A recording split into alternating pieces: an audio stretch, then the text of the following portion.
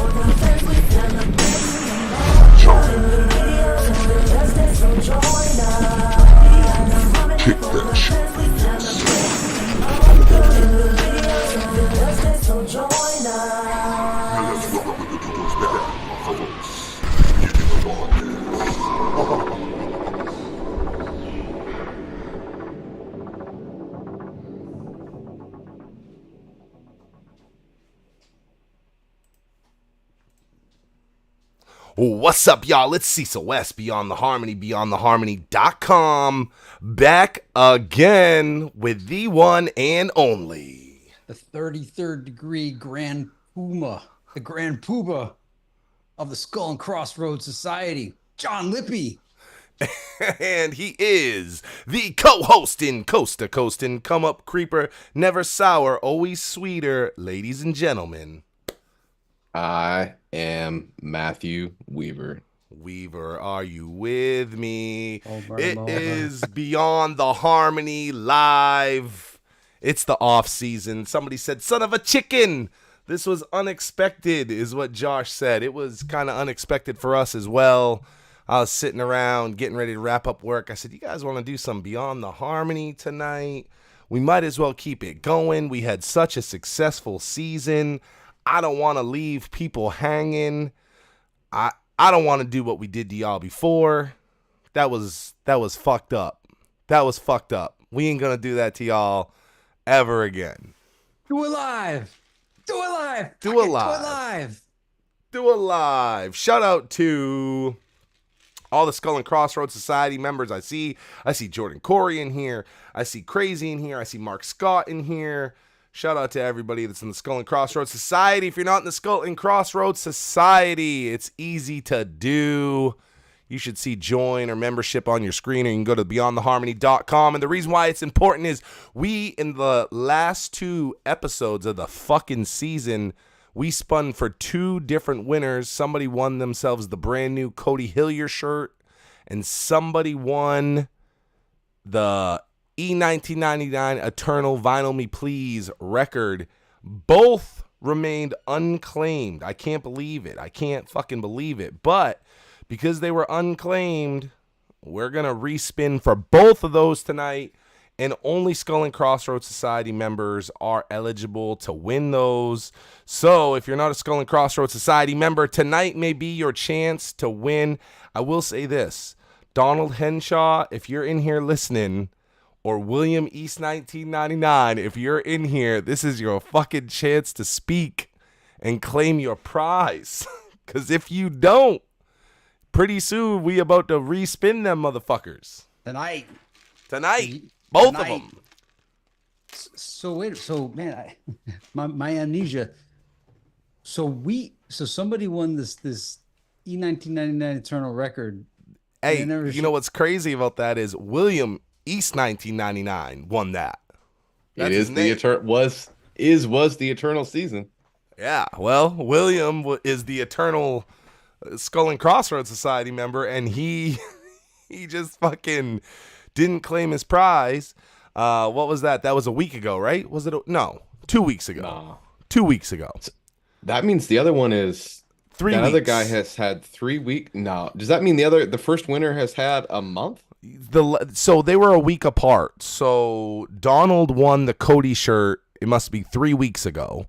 And we were going to respin Donald's last week, but we didn't go live. and we were giving William till today, and neither one of them have claimed. Crazy said, I told you I'm going to win it. You didn't believe me. Let the universe do its thing. Let's fucking go. Let's go. Crazy is a member of the Skull and Crossroads Society. You can become a member as well, as cheap as $2.99. And you can be a member and be eligible to win a prize. We're going to be spinning on every single live for something, so everybody can be eligible to motherfucking win. All you got to do is be a member. Speaking of the Skull and Crossroads Society, we are going to be in the big transition here, where the only tier that'll be available on YouTube will be the $2.99 tier. That'll unlock the badges and the emojis and shit like that. Everything else is getting moved over to Patreon, but because we're going to make you go to another website to be a member of the club, to be a member of the gang, to be a fucking member of the society, we're going to make sure it's extra special, and we come with even more benefits for you guys. But we are going to be moving it over. It's going to be better for y'all. It's going to be better for us. You know? Better for y'all, better for us. So that's going to happen now that we're out of the season. And last weekend, Skull and Crossroads Society members got 3 early releases. So that's another benefit of being a member. And I just want to show off the unclaimed merch here. We got from Vinyl Me Please. Can't see it. Can't see it. You know? Okay. You showing me a box with your address on it for the whole fucking internet. I recognize that box. It had something very special inside. Yeah. VMP. Exactly. Turok in the building. Turok would like to win this. This is a sealed copy of E1999 Eternal Vinyl Me Please Special Edition record. Can't see it. It sucks. There we go. Kinda. Yeah. Cover your body. You guys with your fucking backgrounds, you guys. You guys with the fucking avatars. For 6 years. You guys with the AI avatars. Well, I didn't want anyone to like be able to look out my window and then triangulate my location. Hey, which they might, because motherfuckers have been creepy all through season 5. So, you know, we got to be more diligent on protecting where we live and our identities, because 3 different people were very weird about figuring out who I am. Like, I've always kind of enjoyed that you guys want to know who I am and what I look like and stuff. It's always been a little weird to me, but enjoyable. But I will say this season, there's like 3 of you that made it uncomfortably weird. Stalker level. This is the first time in Beyond the Harmony that I kind of felt like, getting a little famous, I think, because you guys are getting fucking weird. I wonder if I could take a piss at a urinal without someone asking for an autograph. You got some stands, bro. You know, people are really want to know. All right, well, I want to protect your address, John. That's what I'm saying. Don't be flashing your address. People will be just showing up to your house with you and Miss Lippy to Mrs. Lippy to talk about fucking Bone. Could you imagine? Mrs. Lippy answers the door and they're just like, "Hey, is John here? I really wanted to talk about the Art of War pre-releases, and I thought it would be okay." Well, hey, I'll tell you guys what, don't come to the house, but if you need to talk about Bone, I've talked to many Beyond the Harmony fans on the phone for hours. But or you can join the Skull and Crossroads Society and become a member of our exclusive Voxer group, and we'll talk Bone with you all fucking day. Also, I want to announce a special feature to, I guess it's the Skull and Crossroads Society members. It was requested by S. Perez. I didn't realize how easy this was to set up, but we now have a Discord. In fact, I'm going to put the address to the Discord in the chat here. We might restrict this to Skull and Crossroads Society now that I think about it, just because it could get kind of crazy. Can someone... I think I asked Matt this, but let me just ask, and you guys in the chat can tell me and all that. Son of a chicken. I love that that's the theme tonight. This is the 3rd person with the son of a chicken. I really love that this is son of a chicken. Someone explain to me the Discord appeal and just what the big deal is. It sounded like Matt was kind of savvy. Like, someone tell me why I give a fuck. I wondered the same thing. I've been in Discords, but Matt is the resident expert on Discord, so I'll cede to him. I've spent some time in the Discord. I think it is the best way to get a group of people together in really modular, siloed subsections with audio capability.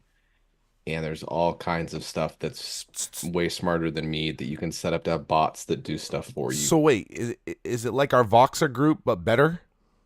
Yeah, Yeah. way better. Really? Yeah. Oh, It's just Cecil's we like, like yo, I'm don't a, put I'm a that- guy don't that put gets it sold. You know what I mean? Like, I'm about the fucking deal here, okay? Like, what the fuck are you selling? Well, let me tell you what you could do in this thing. If this and Matt, you actually let me know if I'm saying this wrong. But it seems so. So the guy that had me set this up, we went into this talking room where he could hear my voice, I could hear him. It was sounded like we were on the almost like in the same room. It was crazy. And then anybody that wanted to hop in and listen in and communicate had the opportunity to do so as well. So we started off, I thought I was just talking to him one on one in like a private chat, voice chat. And then then I started looking, I'm like, yo, I think other people are in here. And my buddy from the Pocology was in there and he just started talking. He's like, yeah, I've just been in here listening to you guys talk bone. So actually, we're talking bone and some Johnny Tinfoil. But yeah, so if you guys want to talk bone with other boneheads, like actual Skull and Crossroads Society level bone fanatics, voice talk, or you could even do text chat. We got the Discord. So see, Dude, so my authorized, there's S. Perez right there. Yeah, yeah. I really Yeah, yeah. like the idea of it being for Skull and Crossroads Society members. Maybe we offer it to the like lowest tier or something. You know, the $3 tier, so everybody in the gang can play. Okay. Well, all right. I'm gonna launch this F worder right now. What do you say? Like the link. Well, By the way, just so you know, Cecil S. Perez in the chat here, and Perez, by the way, we just started, so you're not catching the tail end. He's the one that came up with this idea, and the way he came up with the idea was he was hitting me up on my Jonathan Lippy channel on YouTube. Y'all check out Jonathan Lippy's YouTube, and was putting in the comments like, "Hey man, get that Beyond the Harmony Discord going." And I was like, "Hey, this is a clever way to get at Johnny Boy through his YouTube channel." So props to him for being creative and getting my ear. And so we started it up and I'm creating sections for it. So Cecil, just so you understand, there's like a section for unreleased bone, a section for, I don't know, some other stuff, but I created like 5 sections. We could create as many as we want. So is there a way to make a section just for Skull and Crossroads Society members? And how would you balance that? How do you even know? How can you even? I have so many questions. Yeah, well, I think when I send this link out, if somebody wants to join, I think it might send a thing to the group. So somebody, I guess, has to approve it. So we could cross-reference the name against Skull and Crossroads Society. I'm not sure. Now, as far as us creating like a subsection called Skull and Crossroads Society, I guess we could put some restrictions on that. Okay. But basically, imagine I'll have to check it out more. Okay. I say you launch this bitch, just launch this bitch, and then I'll. Hey, worst case, I really like it, and we end up with 2 Discords, and one of them's super secret for Skull and Crossroads Society members.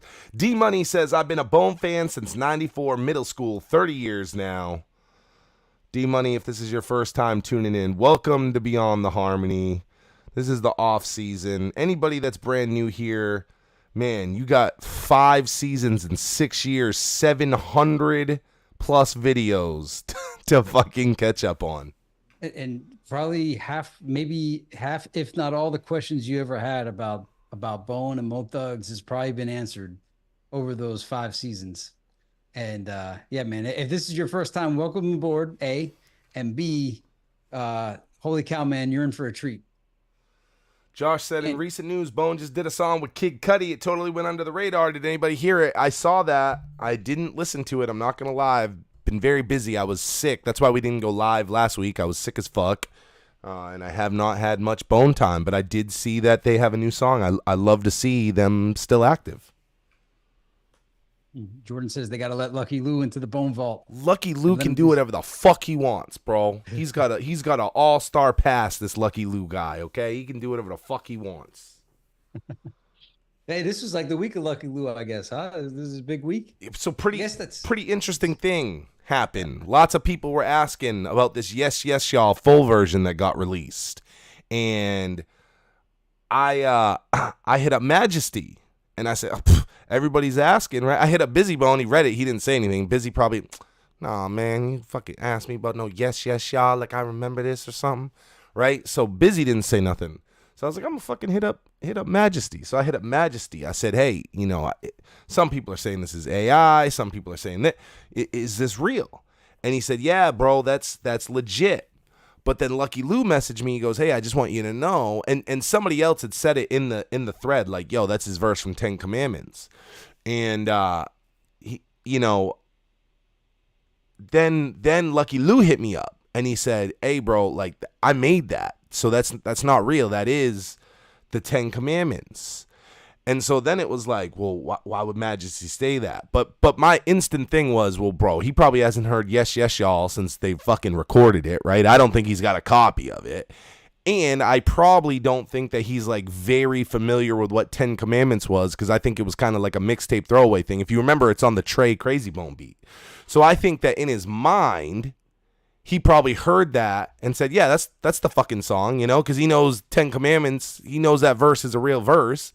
And, it's probably just not hearing these two things for 20 fucking years. But the long and the short is that yes, yes, y'all is not real. And Heaven's Movie is still the unfinished movie. And the closest you can get is on Lucky Lou's mixtape, Busy Bone, Unfinished Movie. I thought it was real, and I thought, why was this cut from the album? It didn't seem like anything litigious was going on there. When you heard it, did you believe it was real, or did you? Yeah, well, when I heard it, so here's what I thought. The beat was different, so I was like, okay, this is weird. Like, why did they, there was an extra something in there, and I was like, why would they cut this out of the fucking, the album, right? And then I was like, why the fuck would they cut this off the album? Like, it's just extra Majesty shit. Like, big deal here, right? And I asked Majesty, and this is when he was still under the impression, like, yeah, that's legit, which, again, I get it. Like, it is legit in his mind, because he's like, oh, that's a verse I fucking rapped. Like, yeah. And he was like, oh, I don't know. He's like, I think maybe my verse just didn't match the song, which a lot of people said this verse doesn't match the song, and now we know why. Even in Majesty's mind, when he listened to it, his reply to me was kind of like, I don't know what the fuck I was talking about there. So he's like, I think it probably didn't match the song and album is why it got cut. So that part was a little like, why would we just cut this extra long Majesty verse for no reason, right? But now I'm back to the belief that, one, there's probably some sample in there. Two, maybe there's still another Busy Bone verse. That was the biggest disappointment when I heard this Lucky Lou thing, and we thought it was real initially. Was that's it? It's just the extra Majesty verse. Like, what? This is what the fuck we've been missing out on. Like, not for nothing. I love Majesty. That's the guy. But I was just like, yeah. This is what the fuck you cut for 20 fucking years? What the fuck is going on here? So now I'm in the hopes that, of course, number one, we still someday in our lifetimes, find out who the shooter on the grassy knoll was, and we get to hear the rest of fucking Heaven's Movie. Probably, I think it's going to be probably get the grassy knoll before we get to fucking Heaven's Movie. Yeah, I think probably if it exists, it was sample issues that, you know what I mean? Like, it was the Wild West back then, you know what I mean? Yeah, a lot of people have said, disputes with who was the producer, Johnny J, on that. So a lot of people have said that there were disputes there. And then, of course, he passed away, and then you got his wife holding on to the album, and they can't come down to an agreement. And this is the thing that I try to, like, put into perspective, is that was 1998. A lot of music money was being made, and a lot of Bone Thugs money was being made. So now here we are. We're fucking 2024.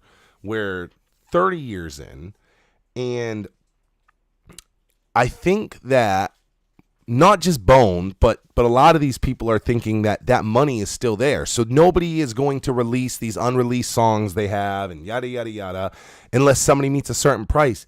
And I'm just like, news fucking flash. We're in 2024.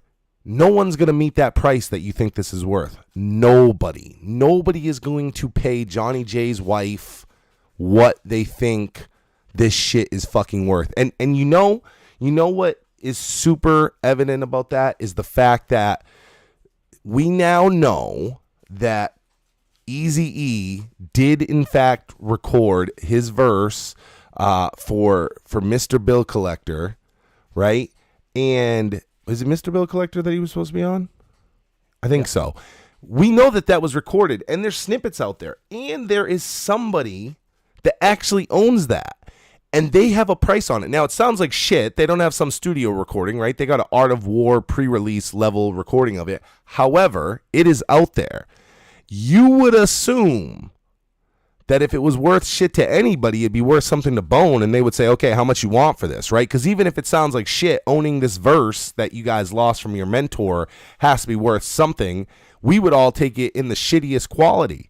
You know, we don't give a fuck. And especially with AI now, it's like, who knows what y'all could do with this? Just having it in your possession now with the AI technology, there's a lot that could be done to recreate that.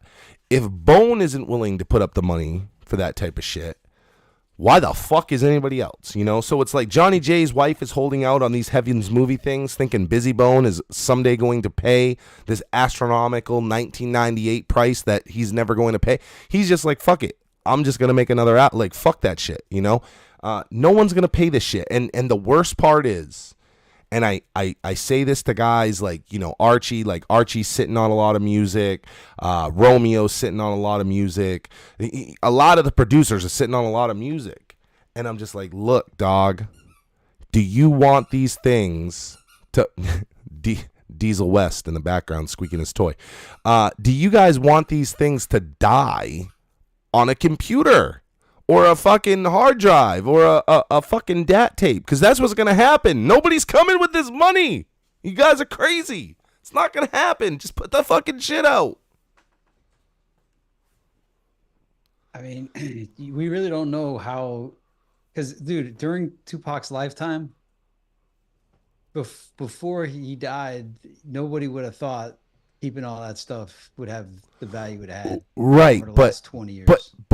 But you see that the release record for his unreleased shit happened much quicker than that. They started releasing these unreleased Tupac songs when there was still money in that, right? Yeah. Now they're talking about unreleased Tupac shit, and it's like, who gives a fuck? It's going to go to streaming, you know? Some wild Tupac fans are going to ask for a CD. Short of that, it's going to go to streaming, and it's going to get some plays, and it's going to do whatever. You'd be lucky, you know, it's not going to do numbers. It's just not fucking gonna. That's just what it is. Like, who the fucking fuck is buying the Heaven's Movie re-release in 2024? Let's say they got it together for 2025.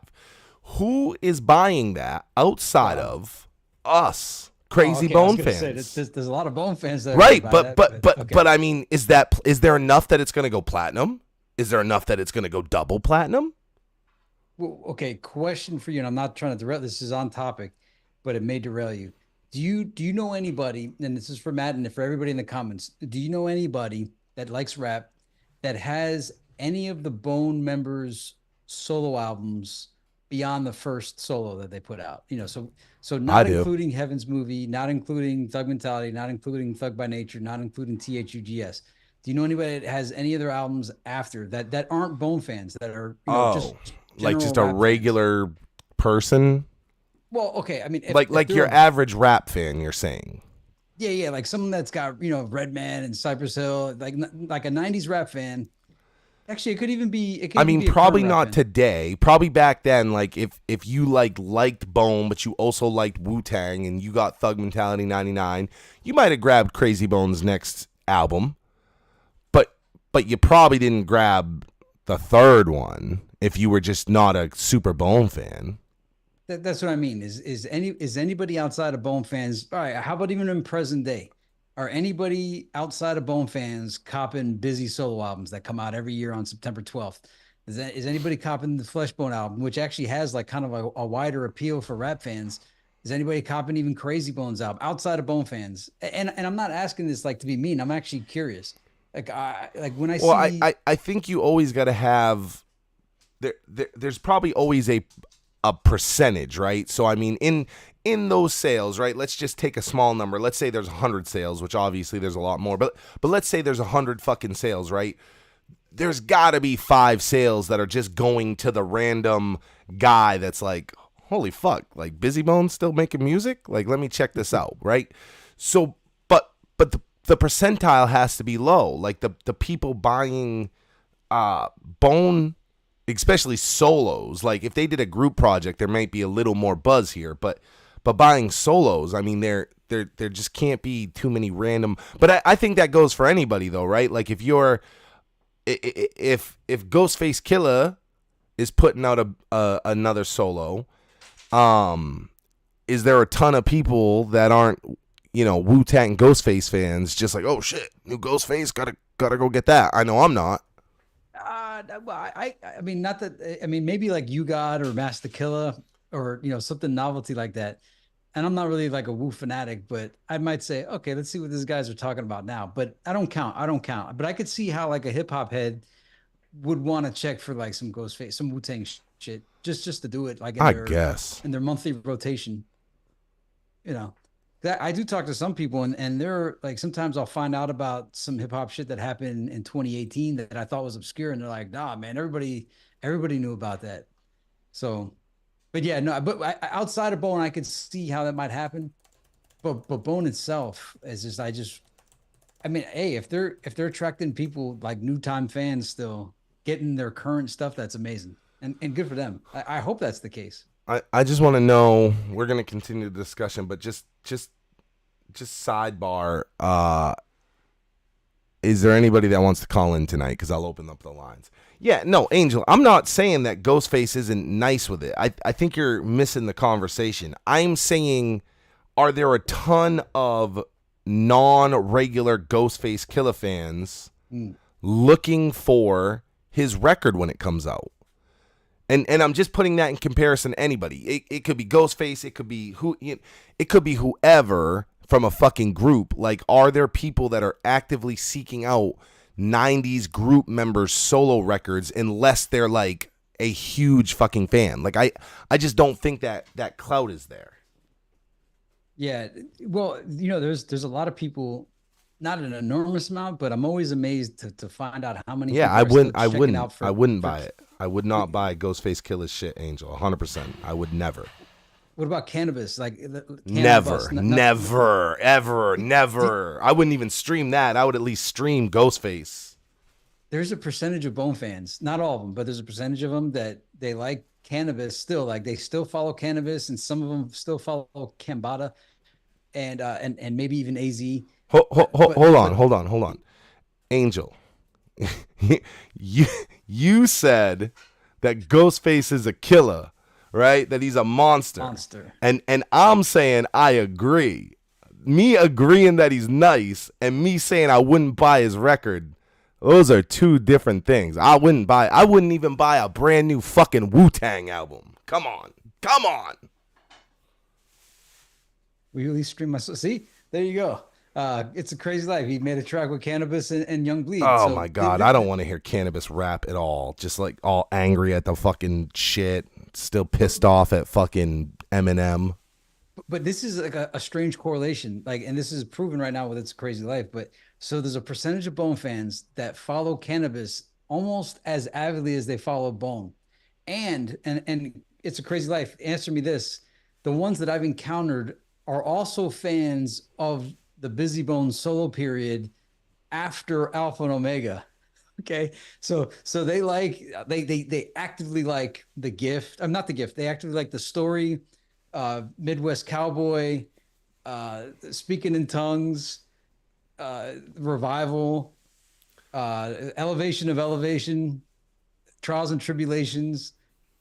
That whole period, they actually like that, and they think that's actually Busy's best body of work. Look, check this out, right? Angel, I'm relaxed. I'm actually enjoying what's going on here because it's making me ask questions, right? Like, what you're saying is, would you actually go and purchase a physical Ghostface Killer CD or record right now, or would you just stream it? Like I'm talking about people that are purchasing a physical media in 2024, right? That's what we're trying to narrow down in this conversation is who the fuck is buying Busybone CDs, compact discs for Walkmans or CD players in their fucking 90 fucking 9 Volvo in 2024. That's what we're trying to figure out. Is that a Trick Daddy reference, by the way? Is what? The 99 Volvo? No, but it's probably just built into my soul. Trick Daddy dollars, baby. By the way, that Trick Daddy interview on Vlad TV was awesome. The most recent one. I loved it. I didn't think I wanted to see it, and I couldn't stop watching. Trick Daddy. So, hey, by the way, Angel says he's got Ghostini. So apparently Ghostface Killer has an album called Ghostini. Side thing just for Angel, because he seems to be a big Wu-Tang fan. Did you like Wu Block with D Block? Did you enjoy Wu Block?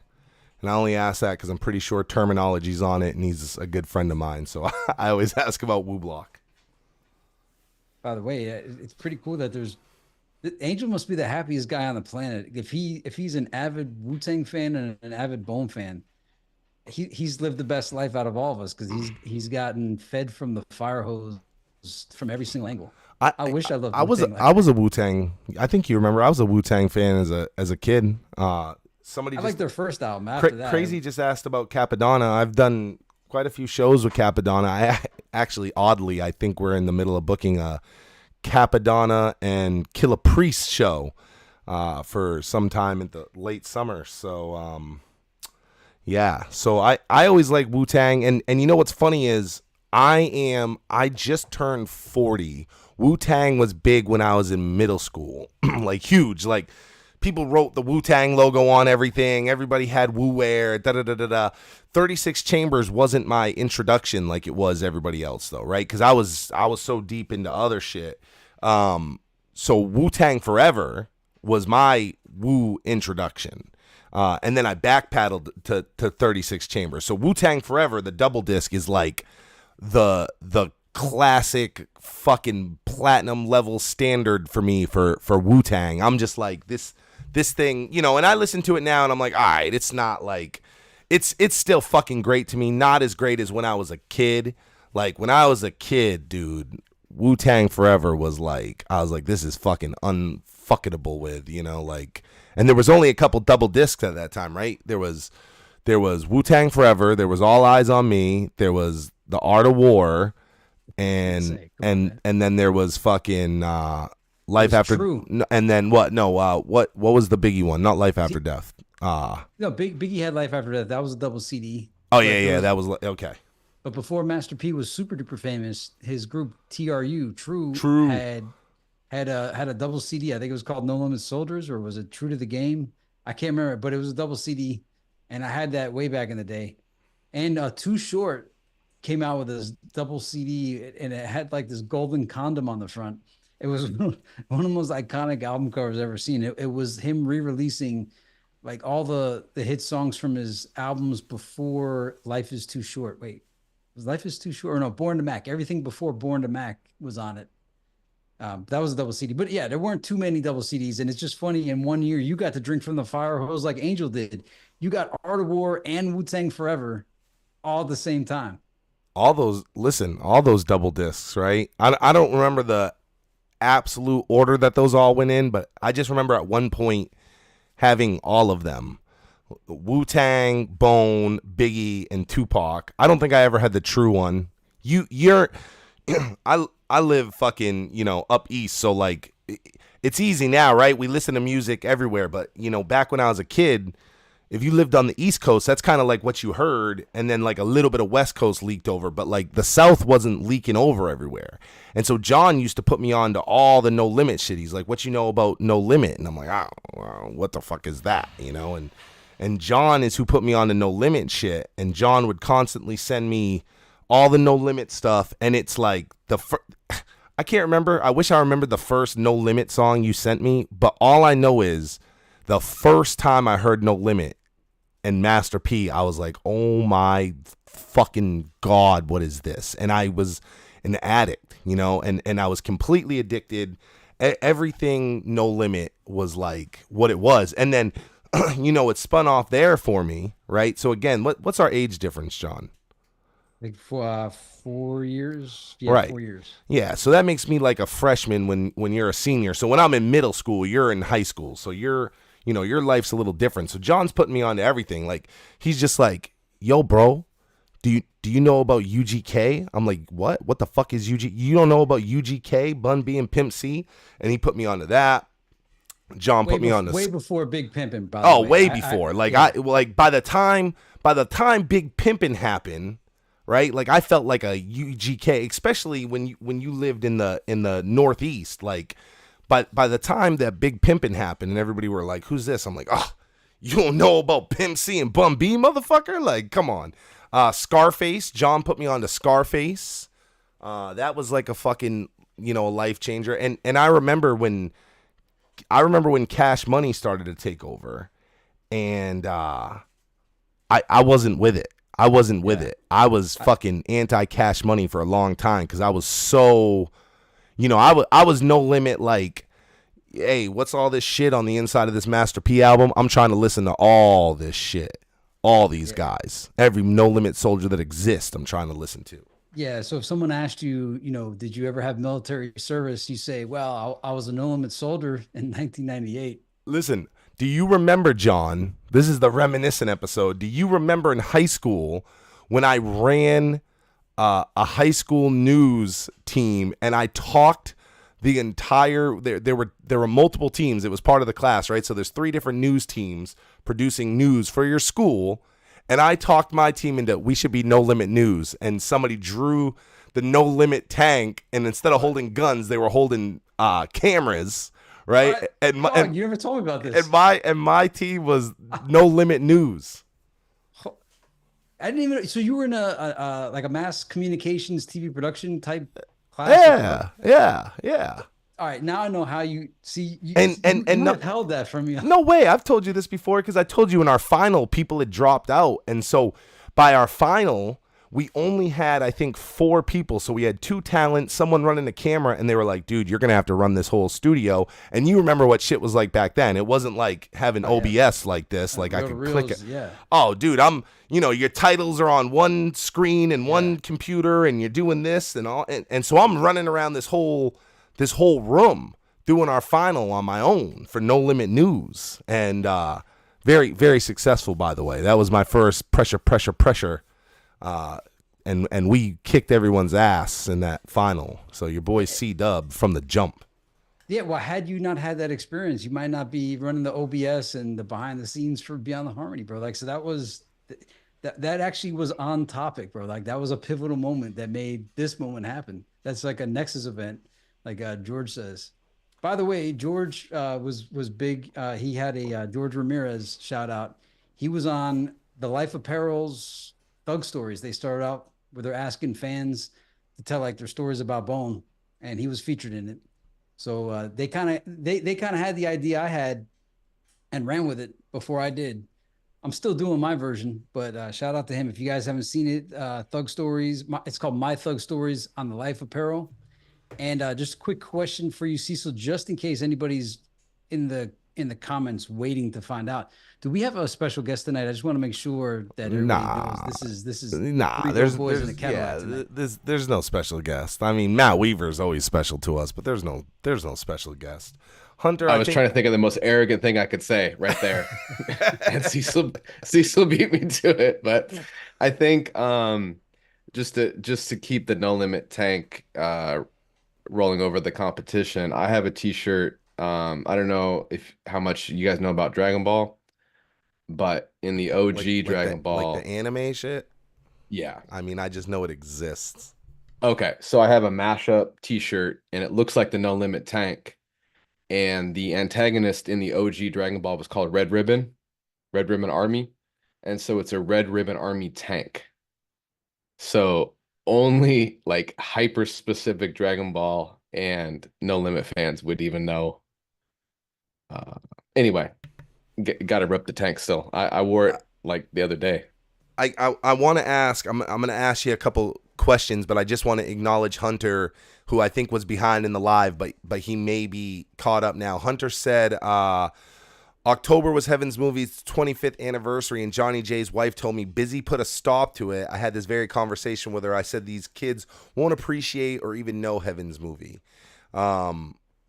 which it very true. Also, Hunter said, when you brought up Vlad, it reminded me Cecil has some slight similarities to Vlad sometimes. It caught my attention during Vlad interviews. That's my cousin Vlad. So there you go. That's my cousin Vlad. Shout out Vlad TV. No Limit, Matt. You're a No Limit fan. Were you a Wu-Tang fan? Yeah, I was too into hearing you guys debate, but Ghostface is like, I still buy the physical Ghostface stuff only to support, but it would only be Bone Thugs and Ghostface. Like, there isn't like a number three. So I've seen Ghostface live a million times. I think he's phenomenal. I'm surprised he's not more popular. Done shows with the guy. Beautiful. Done shows with him. Let's see, who from Wu-Tang have I worked with? Did shows with Ghostface. Did a Redman and Method Man show. Young Dirty Bastard. Capadonna 2 or 3 times. A bunch of the lower level guys as well. Is there somebody else? I think we almost had a RZA show once, and then that just didn't work the fuck out. Never got to do the full Wu-Tang, but I'll tell you this. One of my earliest, like, let's go to a concert experiences was all my friends were like, yo, Wu-Tang's coming, da-da-da-da-da, right? It's like 4 hours away. Let's go to Wu-Tang. And up until that point in my life, I'm not going to say I was extremely sheltered, but I had never, like, done a bunch of concerts and shit, right? So this is probably like my sophomore, maybe it was my junior year. And I was like, yeah, fuck yeah, like let's go to this shit, right? So at whatever point this was, ODB was in jail. So he hadn't died yet. He was in jail, and RZA was sponsored by Grey Goose. And I just remember, like, being a part of the or being at the show, and they had a bunch of, like, openers, and then I think they had, like, Wu Syndicate, like, all their, like, affiliates, right? And then what they did was each one of them kind of came out one at a time and did some solo shit. I mean, I felt like I lived at this fucking show. It must have been around the time that Nas did Got Yourself a Gun. So maybe I was a senior by then, because these openers did a song called Got Yourself a Book over that beat. But I remember ODB is in jail, and the last song they did was Triumph. And when ODB's talking part started, I thought it was going to cause a riot. And it's me, a very sheltered blonde white girl, my hippie white friend, and then another white kid that was like a break dancer.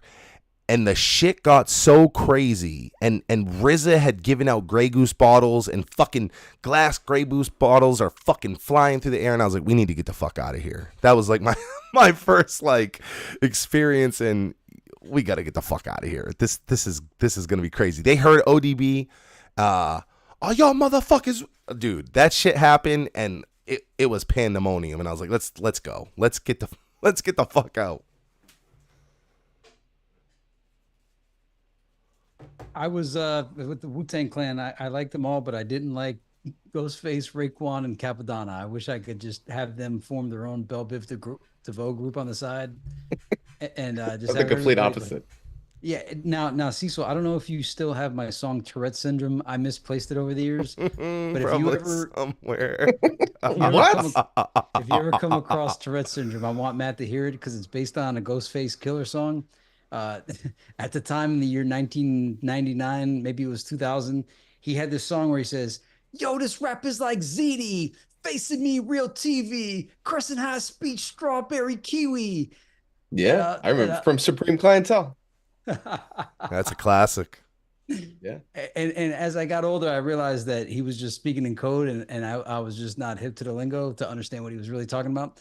But when I heard that, see, when that came out, and this kind of goes to what we were talking about earlier today before the show, was there was like a lot of groups that were out that people were saying, "Yo, these guys are spitting knowledge, man."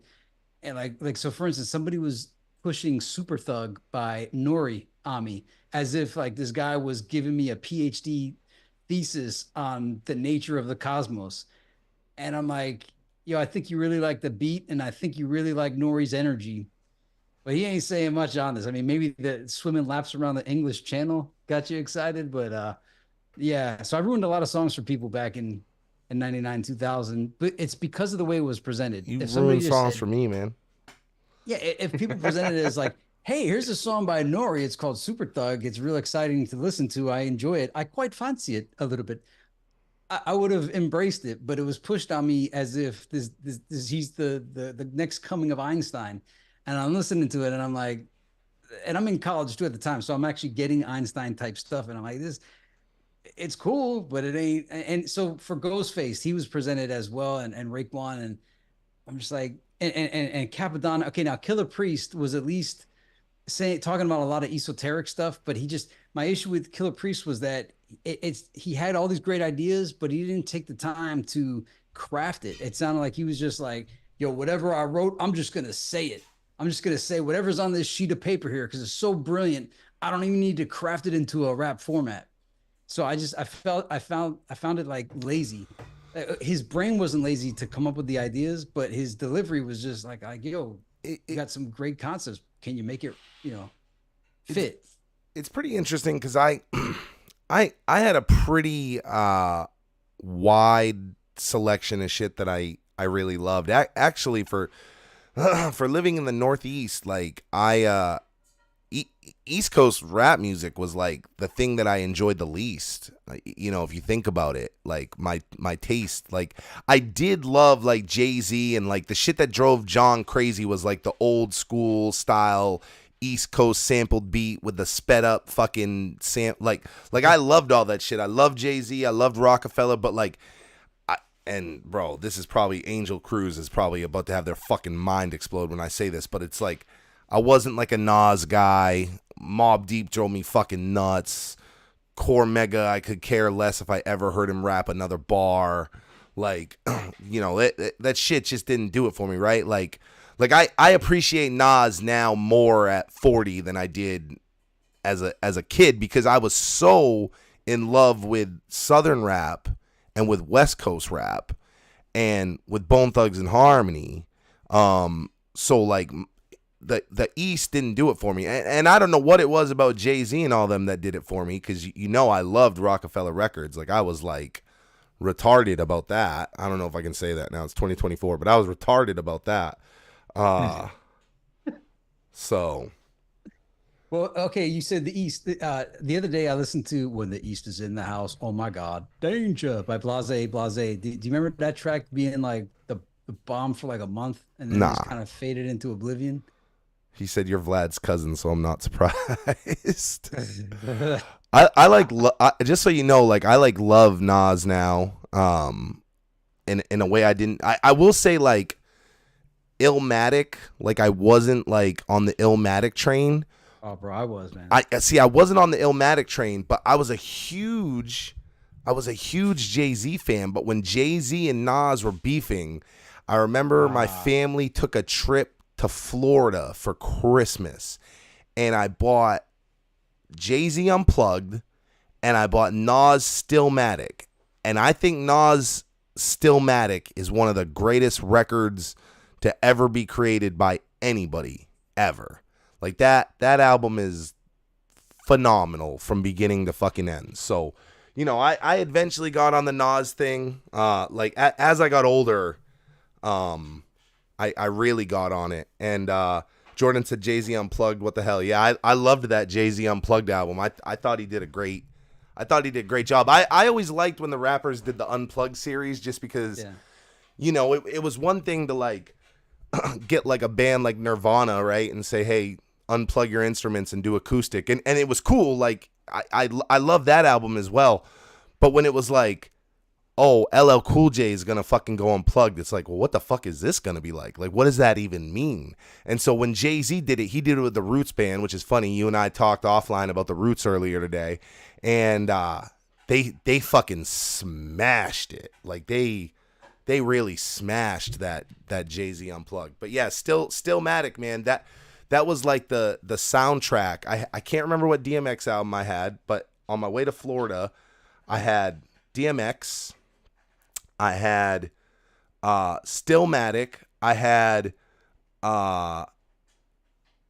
Jay-Z Unplugged, I had Insane Clown Posse, The Great Malenko, and my sister had like Britney Spears and so and we only had that much music.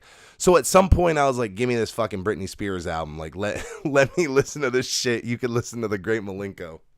Bro, hey, that sounds like it was before bald-headed Britney, bro. Oh, it was well before bald-headed Britney. That's how, like, I was just, I knew all those other albums inside out by that trip.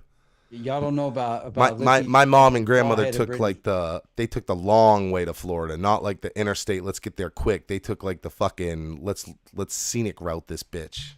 Yeah, ATLiens was magical. Okay, let me just let you know about Nas, and it's not Nas's fault. The people made me despise Nas. Illmatic, it was the bomb to me. Like when that came out, Half Man, Half Amazing, blew my mind. That album came out the same time Wu-Tang 36 Chambers, same time Ready to Die came out, even around the time Snoop had his reign.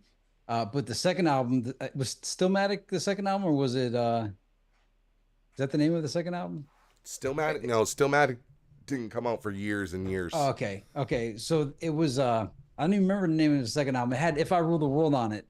And at the time I was so pure with the originality stuff. And I wasn't mad at Nas for making the song. I wasn't mad that he had the Mafia guys in the video. I wasn't mad that Lauryn Hill was on it. I was mad that Curtis Blow didn't get any kind of flowers for getting his song completely jacked. And even that didn't bother me. I didn't mind that Nas jacked Curtis Blow without, putting Curtis in the video. But I was mad that people didn't know Curtis Blow and they were singing Nas If I Rule the World as if Nas invented that. And I was so furious, I was like, dog, y'all don't know about old school hip hop? Y'all think Nas made this? And it was silly. Like looking back on it, I could have enjoyed that whole second album by Nas, but I just couldn't get over the people. And then Puff Daddy, like right after Nas made that, Puff Daddy's rise of just jacking 80s songs and people thinking Puff Daddy made all this stuff. I'm like, y'all didn't you didn't remember these original songs? But listen, I know it's like the thing to do is to hate Puff Daddy now, right? Like Puff Daddy, I guess, is a piece of shit that, like, whatever, raped other rappers or something. But before we knew this about Evil Diddy, okay, Nas and Diddy hate me now. Oh man, I did like that one. Like that made me so I fucking put down my good. Yeah, that was dog. That like I had my embargo going on, and that one got let in. Hate Me Now was phenomenal because you want to know why? What Nas was talking about on that song was what I was trying to tell people. Because during that period of time, everyone was like, "Yo, keep it real," and I was like, "Man, I hope Nas puts on the shiny shit and gets paid." It was written. It was written was the second album. I knew it was that or I Am. I guess I Am came out after. It was written. It was written. Okay. Was the. It was written. I sometimes think Illmatic. It was written had Street Dreams on it. Did that drive you crazy too? Street Dreams are made of yeah.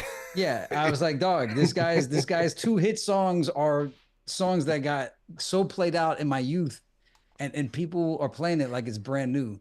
But then I realized like maybe kind of like new Bone fans came in with Strength and Loyalty. I didn't realize that, hey, not everybody's just as old as you there, Johnny boy.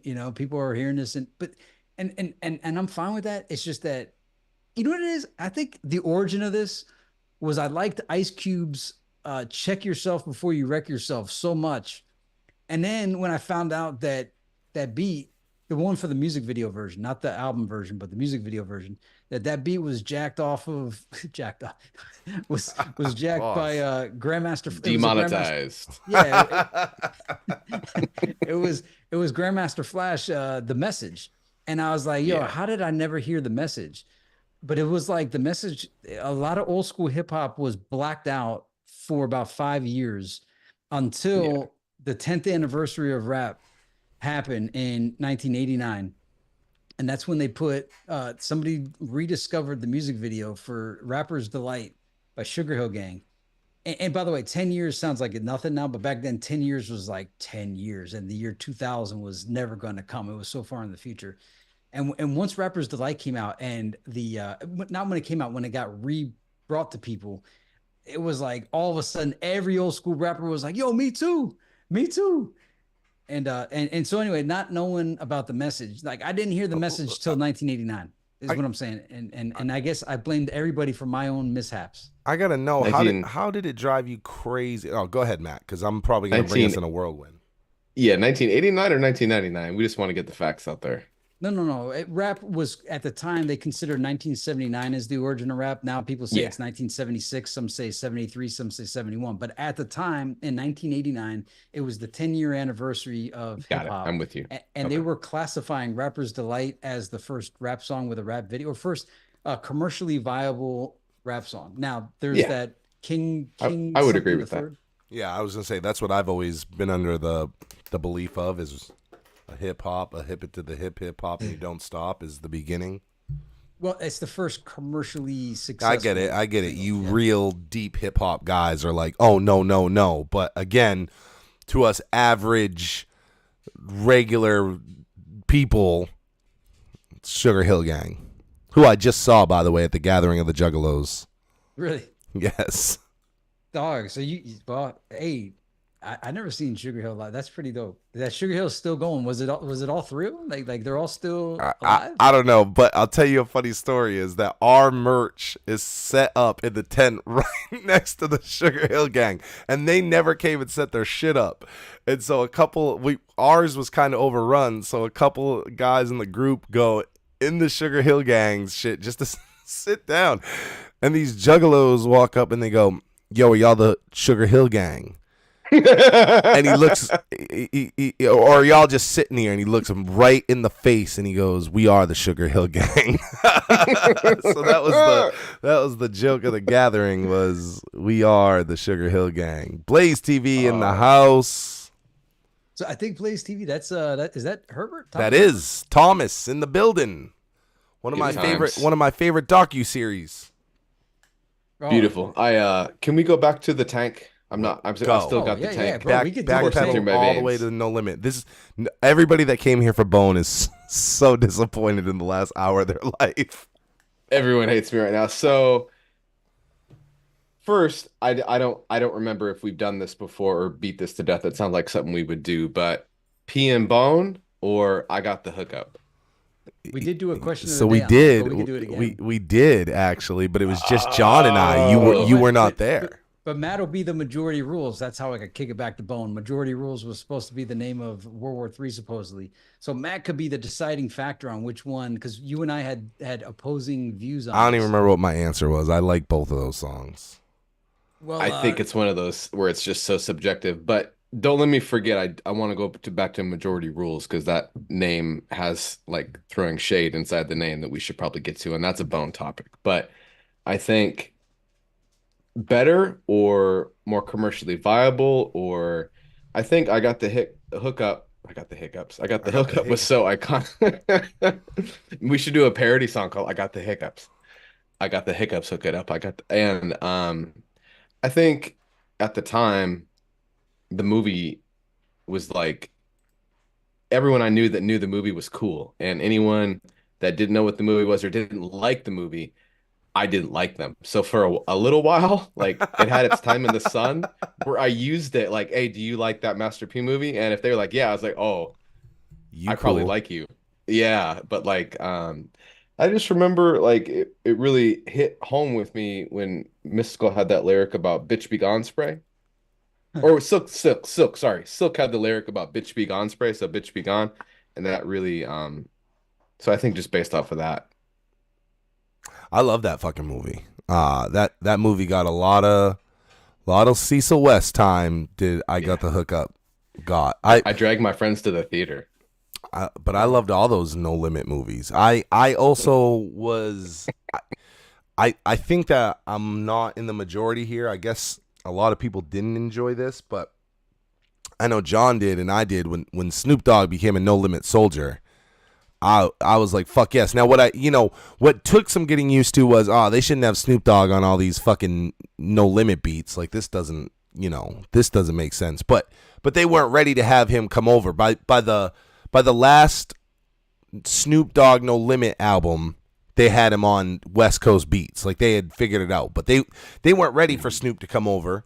But it, I loved everything about Snoop there, and so did Snoop, by the way. I always love to hear Snoop talk about Master P and No Limit because he has nothing but great things to say, about the way that P taught him the game, and P gave him all his like masters, and now when Master P does the No Limit reunions, when they do that, anytime Snoop can, he just shows the fuck up. And what a cool thing that Snoop is now this iconic super megastar for all intents and purposes. When you're looking at the fame of Master P versus Snoop Dogg in 2024, he's mountains above Master P.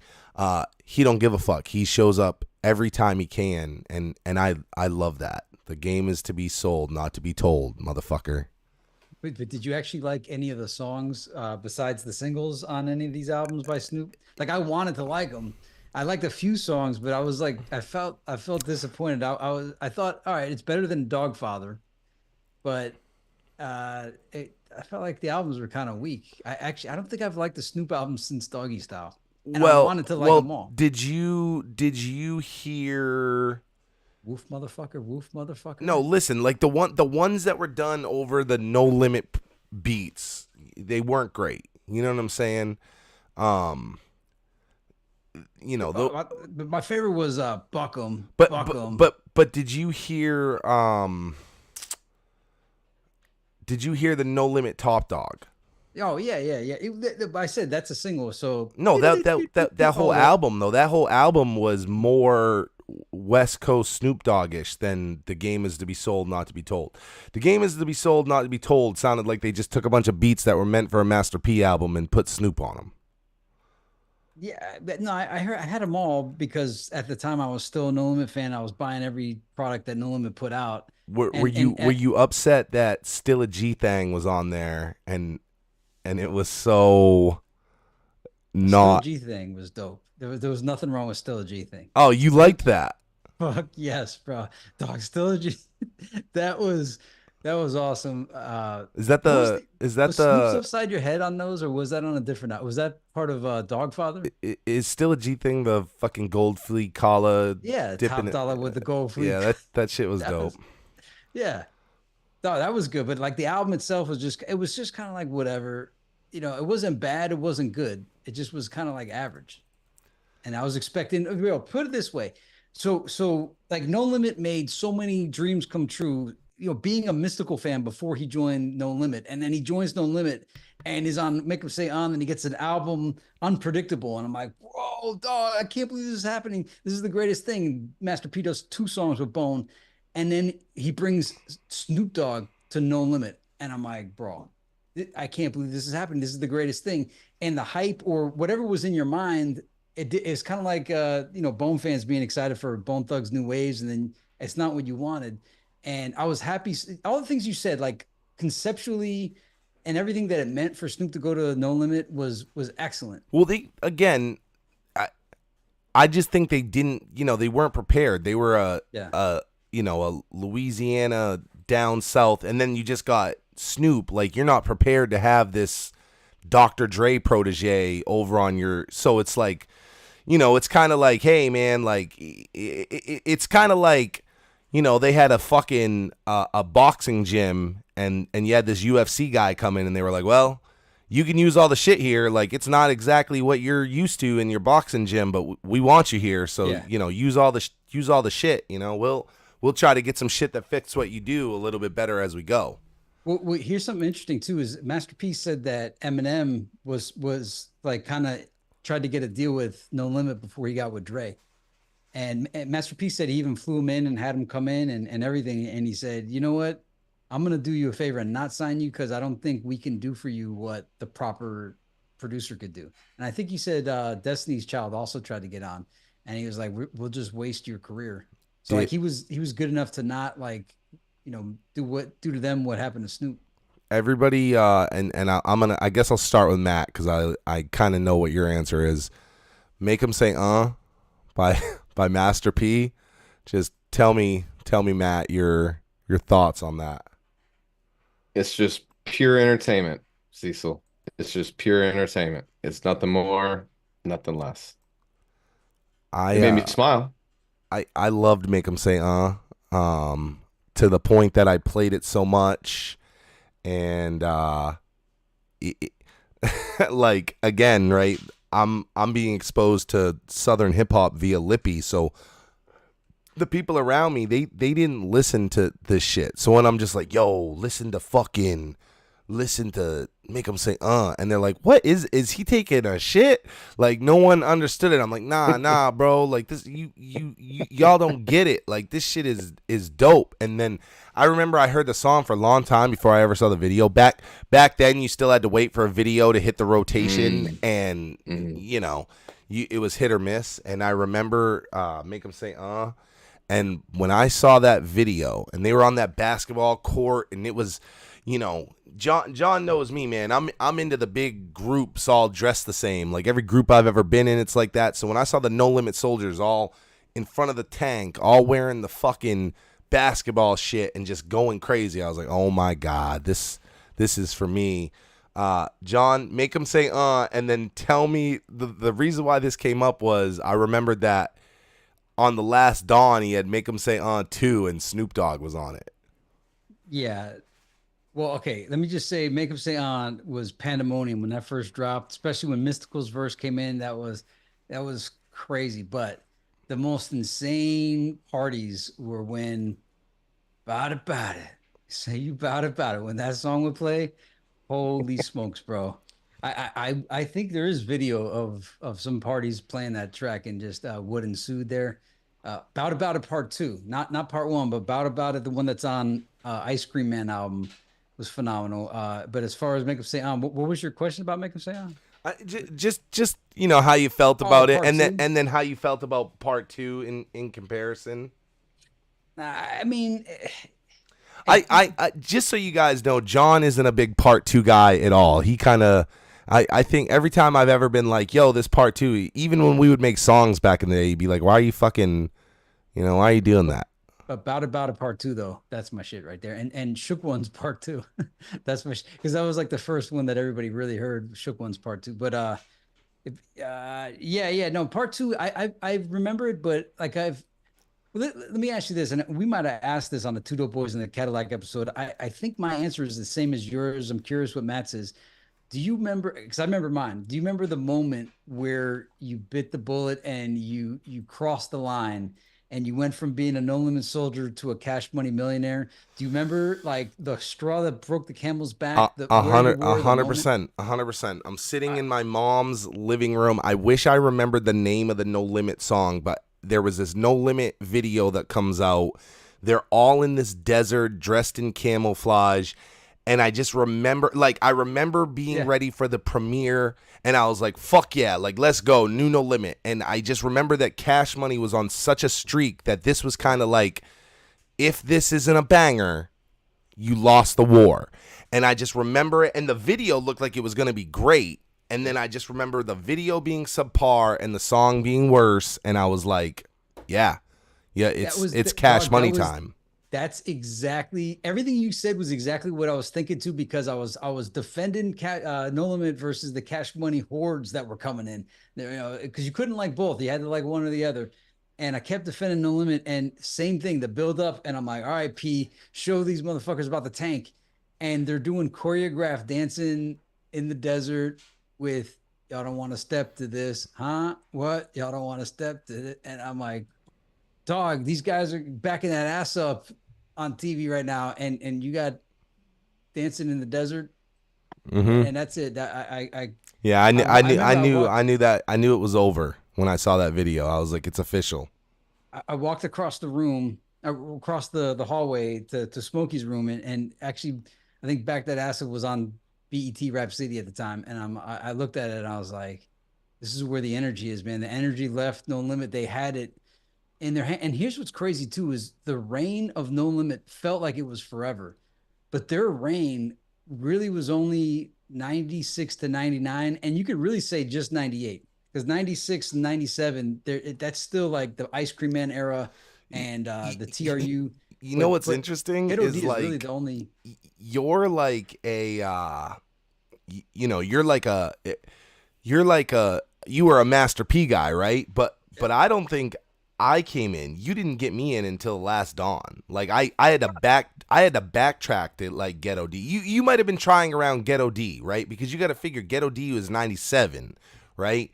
So Final Toast is 98. We don't even start conversating until around the Final Toast.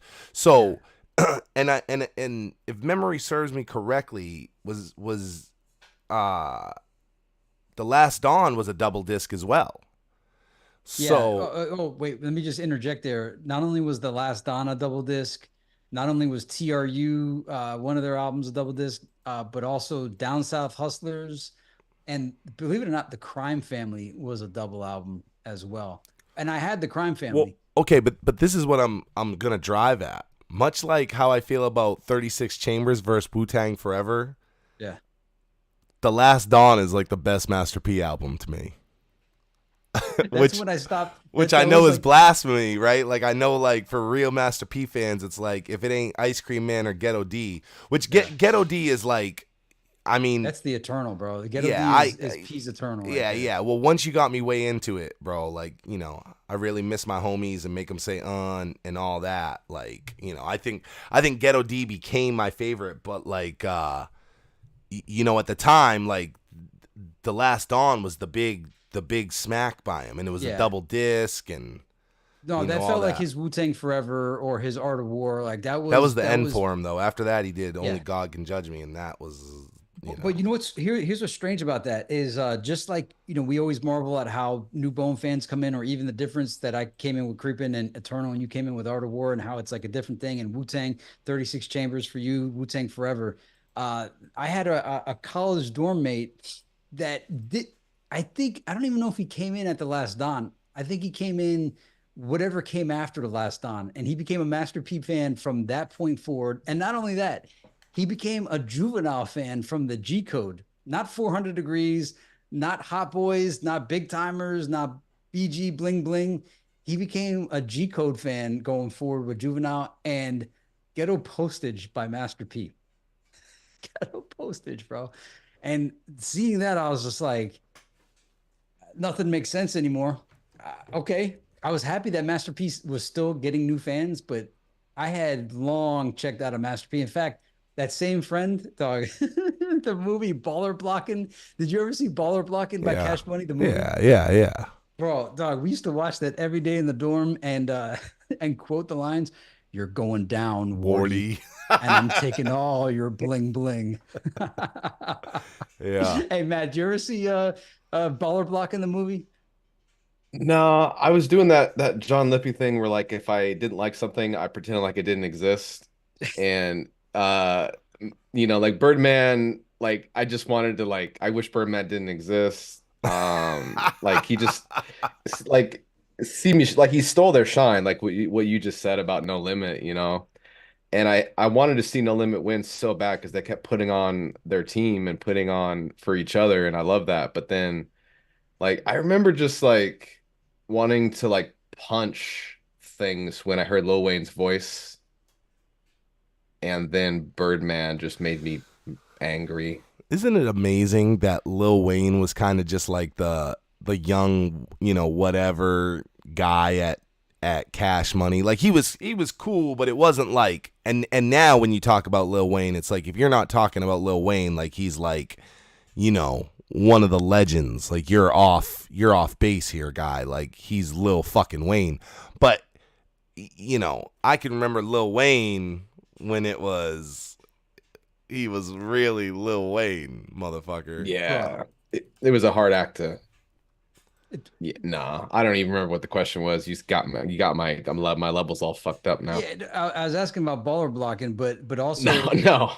I'd watch it with you guys now to be funny. Dog, that we should do a freaking watch party. Let's, Watch that yeah, fucking I'm super movie. down for that. But Like, like, I'd rather watch that than I tried. Baller yeah, blogging is TK Kirkland's in it too. I think it was yeah, TK's in it and AJ Kevin Johnson's. Stark's in the building. What's up, Kev? Kevin had a good post on something this week. I forgot what it was, but Trio, I think, did you get here late? We had a whole no limit discussion that led us into this cash money thing. So I hope you got to hear that. If you didn't, you kind of missed out.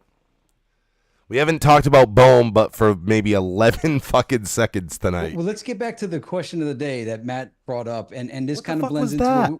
we were gonna redo some of these old questions of the day with Matt. Oh, and so Matt wasn't on this one. Matt's question of the day was pee and bone or I got the hookup. Well, I think my answer back then, if I remember, it was probably pee and bone because I thought it was hard. I must have had some reason, right? Because I went first and I got the hookup and I had a reason. This might help you remember. I was like, yo, the P and Bone song just had so many N bombs that I couldn't go around singing it out loud. Mm-hmm. I'm like, what am I gonna do here? I can't do anything with this. This is asking for drama. This is asking for problems in my life, and it was just so overused. I couldn't do anything with it. And I got the hookup.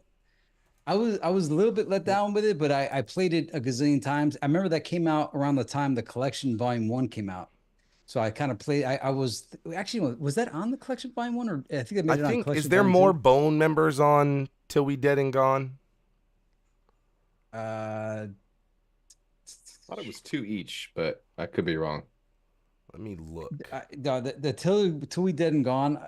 I probably only heard it 10 times in my life. Crazy Bone, Wishbone, and Flesh and Bone. That must have been my reason why. Till We Dead and Gone has Everybody But Busy, and I guess we don't have to dive down in that. Now I got the hookup. I do think. It's just lazy and crazy on. I like Yeah. Silk's verse. Silk's verse was my favorite on I got the hook. Okay, I think I remember this now. So I can give in to I Got the Hookup is probably a better song, but Till We Dead and Gone or whatever, that's featuring Bone Thugs and Harmony. And I think that's probably why I picked it. Plus it's just like a harder song. I think they kind of came harder, like, just that must have been why I picked that. But here as a 40-year-old man and not 6 years ago when we did that question, I can see where I Got the Hookup is better. But it, I'm probably also going against the grain here, but that's like the commercialized, there's a fucking movie named after it, like the whole shit. So, But it was like their own independent style type. Like it's a different vibe than like just trying to cash in. They're cashing in on themselves. It wasn't like commercial, like commercial, but I mean, like it was like it was like the big song built around that era of Master P and No Limit. So to me, as a young man, I'm sure I was just like, fucking yeah. What everybody knows, I got the hookup. What you know about Till We Dead and Gone? N-word, N-word, N-word, like, so. But yeah, so I'll give in that I Got the Hookup is probably the better song, but Till We Dead and Gone actually has 4 members of Bone Thugs and Harmony. It just doesn't have the Bone Brothers on it. is Silk the Shocker on Till We Dead and Gone? No, I think it's just Just Bone. P and Bone. Yeah, it's just P and Bone. Don't you know the chorus, bro? Oh, believe me, the chorus is burned into my brain. I think if there was just no chorus, I'd be. I'm gonna listen to that song later on this week. I love both those songs because Master P and Bone. So it's like they're both whatever. See, I see Marco saying it right now. They're both dope. Yeah, I agree. They're both dope. This is kind of like if you didn't have an option, right? You got to put one in a box that's gonna just disintegrate the song from history, and you get to keep one. Which one would you keep and which one would you disintegrate? Like you got to pick one. Here's a question for both you guys. Do you remember? Hold on. Are you going to let Matt? I think I Got the Hookup. I think I'm still going to go with Till We Dead and Gone. Yeah, that's the Matt wanted us to re-bring it up. The phrase, the not the deciding factor, but the majority rules. Yeah, well, I I think, want I want his Master P till we dead and gone. I got the hookup answer. well, I think I probably want to like Dead and Gone more now that I remember that everyone's on it. But for some reason, I think just because the entire movie was just about hustling with nothing, and it wasn't just about killing and selling drugs, that it just had way bigger of an impact on impressionable young Matthew than it should have. And so just based on that, and still I remember Silk just going wild, and I remember really vividly just feel like, man, if Crazy just rapped like this all the time, I think I'd always be happy. The way Crazy rapped on I Got the Hookup, or if Crazy would Yeah. have rapped like Silk the Shocker rapped on I Got the Kevin Hookup. Stark No, says till no. we dead and gone is better. It would be really funny to hear Crazy rap a Silk verse, but that would be, what do you call it when something is not a real act, when it's a gimmick? Um, but yeah, I think Dead and Gone having the whole, but that's the problem with Bone fans, and I'm gonna open up. Well, maybe I'm being problematic, but you can't like it just because the whole group's on it. Like that doesn't make it, that to me falls into that thing where we cut other rappers out of their own song. Like Well, would you that cut doesn't make Master it P out of these better. songs? N- Not unless it was me rapping. I'm looking up. There was a line by Silk on this I Got the Hookup, and I was just like, "Yo, what the fuck is that?" I'm Bitch be looking up. gone spray, man. You don't need any other lines. I said something like, "I this motherfucker, hit them up like nonstop." I want to, damn it, I can't While find you it. do that, John, I'm very, very down for the old rap movie watch party. Hmm. That would get out of hand really bad. I, I don't know what YouTube's rules are on that, but yeah, I'll do it. That's true. I'll That's do true. it. I Yeah. don't give a fuck. I'll do it. They can't. How crazy could the copyrights be on the I Got the Hookup movie? Man, they should be thanking me. Joe Cal in the building, 99th Degree, Skull and Crossroads Society. What's going on, fam? Just got home. Glad to see this. Flesh is Until We Dead and Gone. Yeah, it's the better song, Joe Cal. That's what But we're arguing about right now is what's the better song. I think, like with whoever else said, when Marco said they're both dope, they have to both be dope for us to argue about it. Otherwise, we wouldn't be getting all heated heavy. We would just be like right and wrong. It's because we love them is why we get so Yeah. riled up about it. Yeah, But yeah. Right. Like if one was so fucking bad, it'd be like, oh, obviously, I got the hookups better. Till We Dead and Gone's fucking terrible. Nah, they're both good. What made it cool was it was two just complete. I mean, you want to talk about contrasting styles. Silk the Shocker can fit with Bone,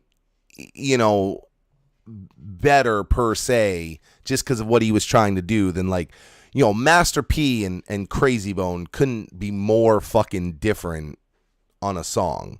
And I think especially like we're used to that. We're kind of spoiled in 2024. Like we're used to just everybody working with everybody now. Like that's a very everybody works with everybody. Here's fucking a picture of Snoop Dogg wearing a death row chain and fucking P Diddy standing with him. Like, like we're used to this fucking silly shit now. But back then, it wasn't like that. So it was like holy shit. Like is Bone doing shit with No Limit? Like that's like, I remember that.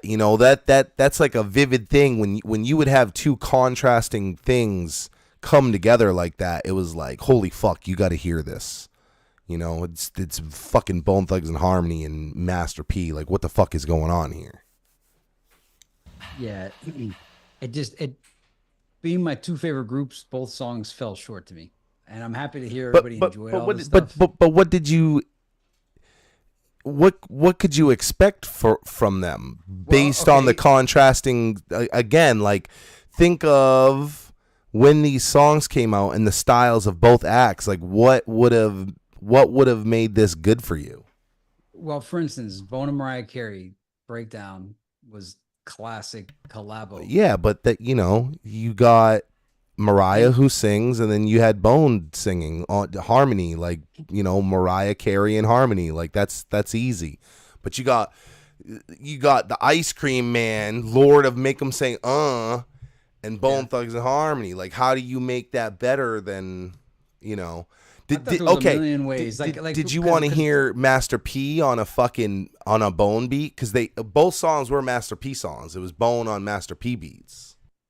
Okay, there was a build up towards it. You know, just feeling like, holy cow, I can't believe Bone and No Limit got a song together, let alone two down the line. Getting it, it was. I mean, there was a build up to. I got the hookup movie and everything, and I get the soundtrack. I hear it. I'm like, okay, I wasn't blown away. And you got to keep in mind too, this isn't like hearing P and Bone in 2024. Okay, this is 98, 99, when Bone Thugs and Harmony were Bone Thugs and Harmony. I think Busy Bone had just released Thugs Cry at the time, and Art of War is still a big thing. So, and No Limit is still freaking No Limit. So we're talking No Limit and Bone Thugs and Harmony in their prime, like prime time for both groups. I was expecting fireworks, explosions, earthquakes, tornadoes. But how? Planets aligning. How? But how? You're taking carrot juice and you're putting it in a fucking ice cream sundae. It's like, you know, it can only be so, you know, again, this was your problem with Snoop Dogg on No Limit Beats, was like, if it ain't a Louisiana Southern guy over those beats, it's really hard for them to sound. You know what? You know what probably would have made it better? Here's what would have made it better for you, I bet. If Master P and them would have done a I Really Miss My Homies type slow song. Yeah. Because Bone could have done some harmonies on it. And Master P could have over a fucking pretty much anything but what they did. And on both tracks, like I wasn't really, I got the hookup a lot because I was just like, it's Bone and P. Like, I was like, these are my two favorite groups. I finally got what I wanted. I got to play the heck out of this until I like it. But I was just constantly disappointed. And that same year, I remember seeing Busta Rhymes and Janet Jackson do one of the best collaboration music videos I've ever seen. Do you remember that was amazing. It was amazing. It was groundbreaking, amazing. Even that's award-winning stuff. Yeah. I think did but that's a better fit. That's a better fit. Like I can see Busta Rhymes and Janet Jackson being able to make a song that fits easier than the fucking Lord of Bout It and the East 1999 Soldiers. Like, they're so fucking different that's hard to. But how different could they be when they're both for both of us? They were, or all three of us. Our favorite groups were Bone and No Limit. So if you have such contrasting styles, supposedly, you would think it would fit, because a lot of Bone fans were No Limit fans. 3 of them are right here, and some are in the comments right now.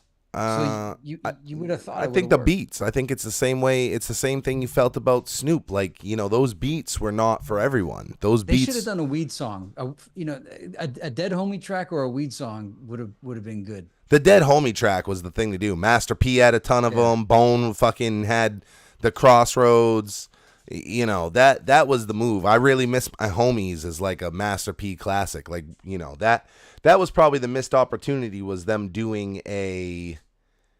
Now, if it would have been like some shit like Cleveland to New Orleans, like as the chorus or something like that, and Cleveland to New Orleans, something real loud, that might have worked. But hey, it didn't work. We can't even turn back the clock on this. But they just ghostwrote it for him, though, John. It's done. They both worked for me.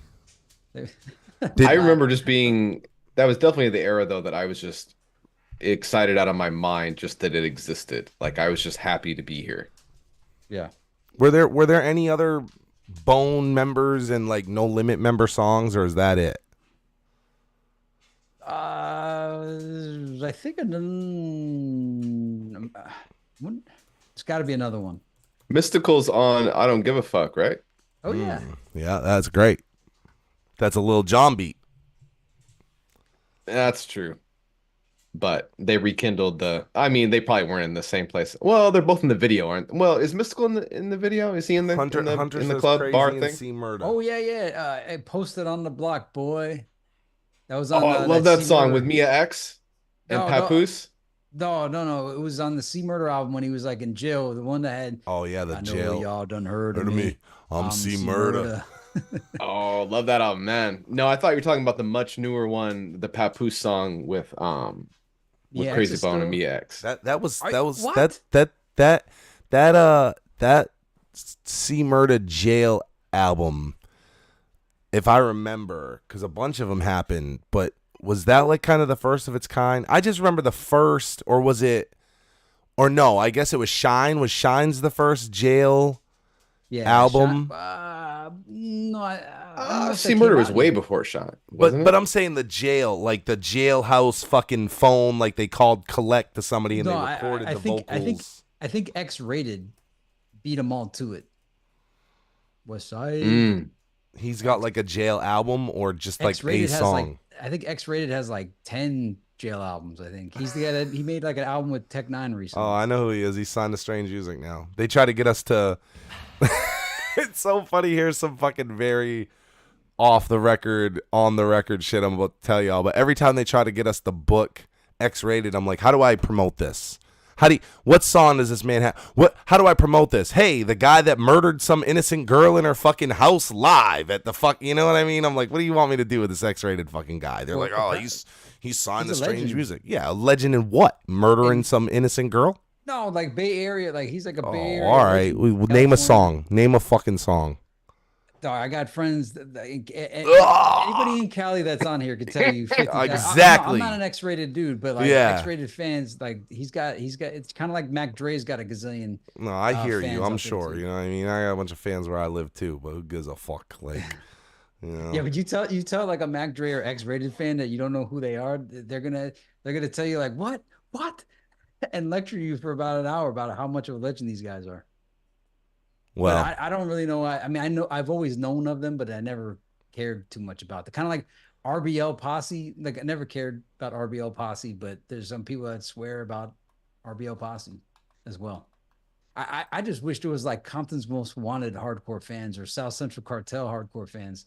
I never hear from them. I always hear about these like obscure Bay Area groups. all right. Godfather Buried Alive was Shine's jail album. It came out in 2004. The Truest Shit I Ever Said by C Murder came out in 2005. So Shine at least beat. And you know what? I remember it being like that too, like where it was like one after another, where I was just like, oh, this is the thing now, huh? We're gonna listen to a bunch of fucking albums that were recorded on a fucking Fisher Price, like fucking, you know, like come the fuck on. Like, you know, it's cute to listen to this once, but how the fuck am I supposed to put this in and listen to this shit all the time, you know? The Shine one though, I do know had some cuts, you know, so it wasn't all it wasn't all phone shit, but that was like very it was very like gimmicky to me. I was like, oh, this is cute one time, you know, like I'll listen. Oh, it was recorded over the phone, like I'll listen to that one time before everybody hated Tekashi 6ix9ine. Like he had Bobby Shmurda on a song from jail, and you know, I remember hearing Bobby's verse coming in. Oh yeah, go, it's Bobby, bitch. Like fuck yeah, but like I'm not gonna ever listen to this again because it sounds like shit. Did I ever push Pot and a Deuce on you? That might have been before I knew you. But bro, in like 95, 96, Pot and the Deuce is from Vallejo, California, where the players dwell. And actually, out of here's why you Angel might know says, them. check out. How did I know Angel Cruz was gonna be an X-rated fucking fan? It's like anything I hate. Angel Cruz is like fuck that. He said, check out X-rated. Going through some things. All right, I'll. Bro, it seems like he's got like 10 music videos with Tech Nine. I Yeah, binged them all he's one signed. day. He's signed over there now. Tech is like a massive fan. Okay, Yeah. and signed him to a deal. Like I'll give Tech Nine that. Like he sees him as a legend, which makes sense. Like Tech Nine thinks E40. I mean he is, but E40 is a legend to him. Mac Dre is a legend to him. So I can Hold see on. where E40 is beyond legend, bro. E40's on Mount Westmore. I hear you. I mean you know you've seen pictures of me in E40. That's true. That's true. Okay. Yeah. Very true. Very true. That yeah, you didn't have to go through my E40 phase or my Pot and the Deuce phase. So I guess and Mac Mall, like all these rappers from the Bay Area in like the mid '90s. Um, that was my thing back then. You got lucky, bro. If you Get, think everything else I did to you was bad, that would have been the worst of the worst era. I'm seeing couple comments. I'll go off on this one. I've had other people ask me about this. Gambit just said, "I wonder how Flesh of My Flesh got leaked." People always say, here's what I think about that. People are always like, "Oh, that was a meant for DMX song." I don't know if that's true. I don't know if that really was supposed to have DMX on it. I've seen people, come up with this story that it was supposed to have DMX and it was supposed to be on one of the soundtracks for a DMX movie. And, I always say, hey, that song happened at a time where people were fucking just sampling other people. People would sample Lil Jon and he wasn't on the song and he was just in the beat. And, I just don't know if that was necessarily going to be DMX and Bone. Like, maybe that was the plan, but like I don't think that it was like one of these things where like DMX just didn't do his verse. Like maybe they were putting it together in hopes that DMX was going to, but I don't think there's some fucking DMX verse floating around out there, which does make you wonder like why that collab outside of Busy Bone and DMX on A Song for You. It does make you wonder why that or how that song never got made. And a song for you did. And A Song for You did. Dude, in my feed this morning, this like made my day complete. I'm still feeling good. Somebody made a short showing Mike Tyson coming out to fight Botha and reminded everybody that he came out to DMX, that first track on It's Dark and Hell is Hot, the one that had like that Legend of Zelda Dark World beat to it. The Link, Yeah, I Link to remember the that. Past. Yeah. Dog, Joe, seeing Mike Tyson come out to DMX and then just destroy both was man, I'm happy that happened. But I also remember uh, when Roy Jones was in his prime, he came out with Mystical right behind him, like yelling and screaming into the back of his head, and he completely demolished whoever he fought that night. But yeah, boxers coming out with, but see, like Roy Jones actually had Mystical behind him, like with him. Can you imagine if there's footage of DMX coming out with Mike Tyson? That would, it's too bad. At least he was hearing the song. But that made my day, bro. Seeing Mike. Iron Mike is always the champ, forever the champ. That might be a little bit past your time there, Cecil, but bro, Mike Tyson was like America's heavyweight, bro. He's still the champ. Even when he lost, like everybody was in denial and still in denial. Just a little breaking news for you. Donald Cunningham checked out the Tyree Dillahay interview and he said, "Good show. Damn good show." And I said, "Thanks. We got to get you on, man. Like, I've been trying." And he goes, "Okay." Yeah. Whoa. Yes. What? Oh, bro. Okay. That's it. Okay. Trio's That's a asking yes. what's on the, yeah, I don't want to kill this moment. Let me just throw in Mystical. He most likely was singing "Here I Go." Da-na-na, here I go. But bro, so we got a Donald Cunningham. By the way, I mean, I don't know. I've been trying to get Donald Cunningham for, he just said okay, okay. Listen, you guys don't know what it's like talking to this man. Like he just said okay. That could be like okay, yes, or that could just be like okay, like maybe you do, but that doesn't mean it's gonna happen. maybe it was like, hey bro, I was paying you a compliment. Why can't you just like, why can't we talk about Tyree, the artist here? I'm an artist. Because I don't take compliments. I Man. go Assume for the the sale. sale. Yeah. Yep. Mhm. The sale is already made. They just haven't said yes yet. I got to. I got to. I'm just like, oh, you like that? Just imagine how good our interview could be. Oh, I also listen, this is how Tyree. Okay. Oh, I'll tell you all this. This is how the Tyree thing came up. Let me break this to y'all. So in our private discussion, and here's something for the whole chat. And If I Could Teach the World video, there's the screenshot at the beginning, and it says post-nuclear apocalypse, December 21st, 12/12, 6:41 a.m., Delta Sector, last known location for the special detonation force, Bone Thugs and Harmony, dispatch emergency rescue vehicle urgent. And so Donald Cunningham, a lot of people don't know, but Donald Cunningham was involved with a bunch of the videos. He was more than the art guy over there. He had input on East 1999. He had input during the CROSSROADS, and he's credited his input with If I Could Teach the World. So we're sitting here and we're talking about it and we're like, what the fuck is is this another just random who gives a fuck put a time and a date in, or is there some sort of weird significance to December 21st, 12/12, 6:41 a.m.? And so I hit him up, and this was pretty interesting. I hit Donald up and I said, hey, I know you were involved with this video. I was just curious if you remember the significance. Because, again, we know Donald was imperative to so many of those little eternal things that we love, right? He wrote the passage. He came up with the fucking map. I mean, he came up with a lot of that spooky shit. And he said, Joseph Kahn directed that, but then he fell off, and it was finished by someone else. I don't recall the significance of the date, though. And I never, I've always just known that was a Joseph Kahn video. Has anybody ever heard that Joseph was involved and then fell out and somebody else finished that video? So I just want everybody to know I reached out to Joseph Kahn. It's so funny. That guy has a fucking stupid arsenal of videos that he probably forgets that he even did If I Could Teach the World, right?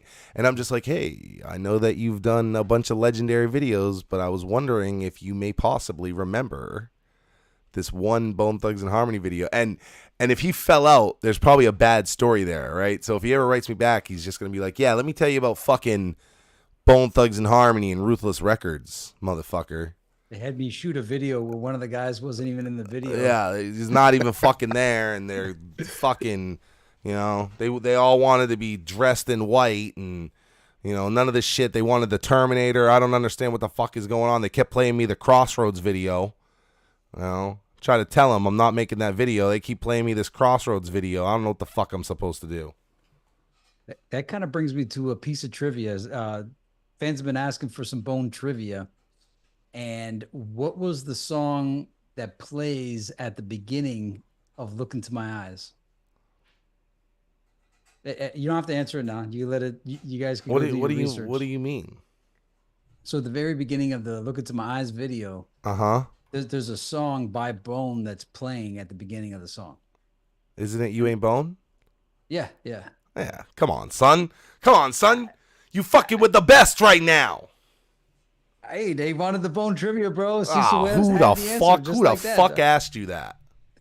It's actually been requested, not for that particular trivia, but they were Get saying, the fuck out of here. That's somebody that became a fan during like Resurrection or some shit. Get the fuck out of here. No, what I mean is people were requesting like, hey, when you guys do your lives, Kevin Starks, what's your most hated Bone video? Yo, this he's reading our minds. I said to John earlier today, I said we got to do a question of the day on what's the worst Bone video. Not excluding solos, right? Because there's a ton of shitty shit there. Like Bone Thugs and Harmony group video, what's the worst one? Most hated or worst? No, that's not. Yeah, don't give it away. But. I think I think it's got to be what's the worst one, right?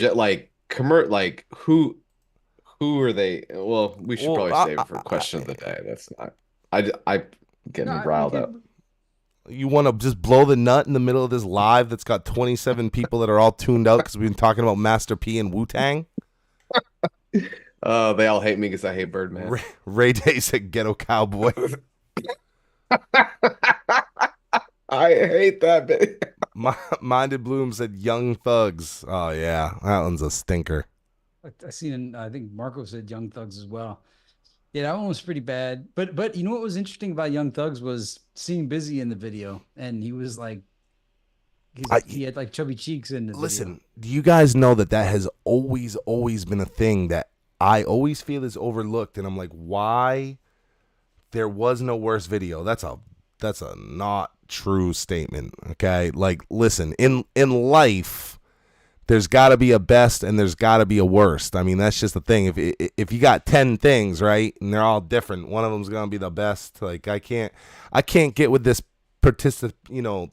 this fucking everybody gets a trophy thing, right? Like something's bad. Something's going to be trash.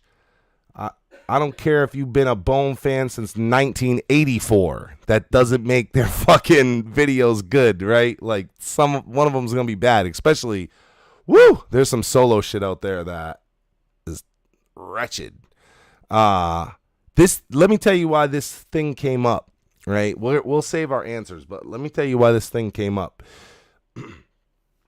I, for some reason, have a crazy love for the song and the video for Can't Give It Up. And I always have. When Resurrection came out, Resurrection was cool. I was very excited when that video came out and all that. And I remember telling John, like, oh shit, Bone is back. And I was very excited.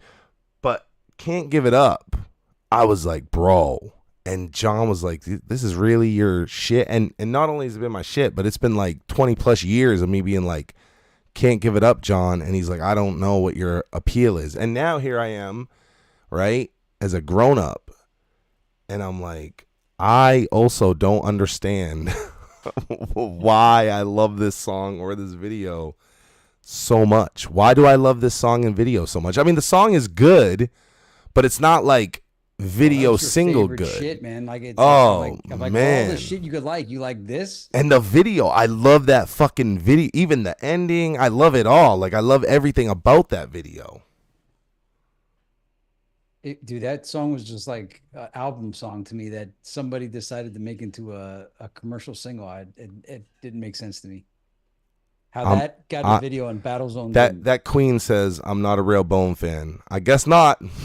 That's me running a 6-year-long fucking podcast about Bone with 700 videos and a couple million plays in the last month, not being a real Bone fan. So on the video, Cecil, you can prove to me that you're a real Bone fan. So the reason I really got turned off on the video is, you know how they were using Can't Give It Up?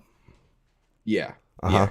I'm on Can't Give It Up. So you know how they couldn't show that they had weapons, so they had or firearms at least. So they had like the nightstick with the flashlight. Mm-hmm. Like that really perturbed me to no end. It was like, just do something else then. Like they could have just showed him breaking down the door or just looking. Like, why did they hold it like it was a gun? Or did I take it way too far? I think that you're trying to show that these guys are police, right? Which at that time, the perception of police, I mean, even now, but the perception of police against some rappers would be that they're dangerous, right? So you got to portray some sort of like physical danger, but you can't flash a bunch of guns on MTV and BET and shit back then. So, I think they're doing their best to show there's imminent danger here as they're raiding this building. But yeah, I really don't know what it is about that. Even the ending when the fucking cops finally get in, and the video has a outro on it that isn't on the album version. Ooh ooh ooh ooh ooh ooh, whatever that fucking shit. And it's just the logo, like the cops get in and haha, you've been fooled again, bitch. Like Bone isn't here, and it's by the way, that's ripping off 100 Miles and Running. That's how the 100 Miles and Running music video ends as well. Well, are you saying NWA? Yeah. Well, it's easy, man.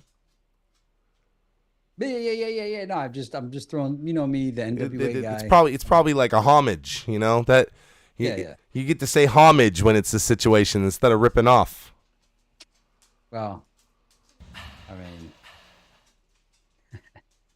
they pay a lot of homage, man. The Resurrection video is paying homage to Can't Stand the Rain by New Edition. They're very liberal with their homage. Isn't it interesting? Jordan just said L single for cutting Flesh's verse off Can't Give It Up. Yeah, they kind of cut flesh off everything, and I thought it was so weird that we had to cut flesh off everything, but we let Busy Bone, keep verses through the entire Art of War album, even though he didn't show up. But Flesh wasn't there. I will say they had that extended Change the World cut, and they put Flesh's verse into that in that extended cut. But that wasn't the regular cut that made it to TV, right? You didn't see the extended shit until we got the collection volume 2 DVD, and then you were like, oh shit, they put Flesh and Bone in it. But yeah, that's interesting that they cut Flesh off everything for the singles, but they left Busy all through Art of War. It's almost like they were like, all right, if you're not at the videos, we're cutting you out. But it didn't happen until they were fed up with Busy Bone shit, and poor Flesh and Bone took the heat for it all. I assumed that was like Def Jam stuff. Yeah, I figured it was some sort of money, like if his shit's not in here, we don't have to pay him. I know that was always like a thing about Flesh being on the songs, was they were paying for a feature. Man, that's so weird. Yeah, they were paying him for a feature, so he was getting paid differently. And it's always crazy when you hear Flesh talk about the fact that he's like on all the Eternal songs and the Art of War songs, and so much of it got cut, which makes me think also like about the Flesh flipped version of the Crossroads. Did he record that shit after, or was that Flesh's parts in that and they just cut him out of the Crossroads? What came first, the chicken or the egg? What came first? Was the Flesh flipped version the original, the Crossroads remix, or did he remix that after the fact because it was so big? Do y'all believe Flesh signed? He said he signed, but I don't know. Signed to what? Tell me more. Like to Ruthless or to Def Jam? What are you saying? Ruthless. Well, I guess I don't understand. He said he signed. Well, but he didn't though, right? Like, isn't that the whole thing? Is that he didn't sign? Like, wasn't the fucking story? I hate how the fucking story changes so much, and everybody's story changes, and it's just like, this is what we're telling the story is now. Like, so what if 10 years ago we told it different? But I remember the story always being, the original very first thing I heard was, oh, Flesh and Bone was in fucking jail at that time, and that's why he didn't sign to Ruthless. He wasn't available to sign. And then later on, it became that he was kind of wilding out and wasn't in a headspace to sign. And now I guess he went on Holding Court podcast and said he signed. Well, I mean, how? If he fucking signed, you know what I mean? If he signed, wouldn't he have more rights to the shit than he has, and wouldn't he be on more? I just don't know.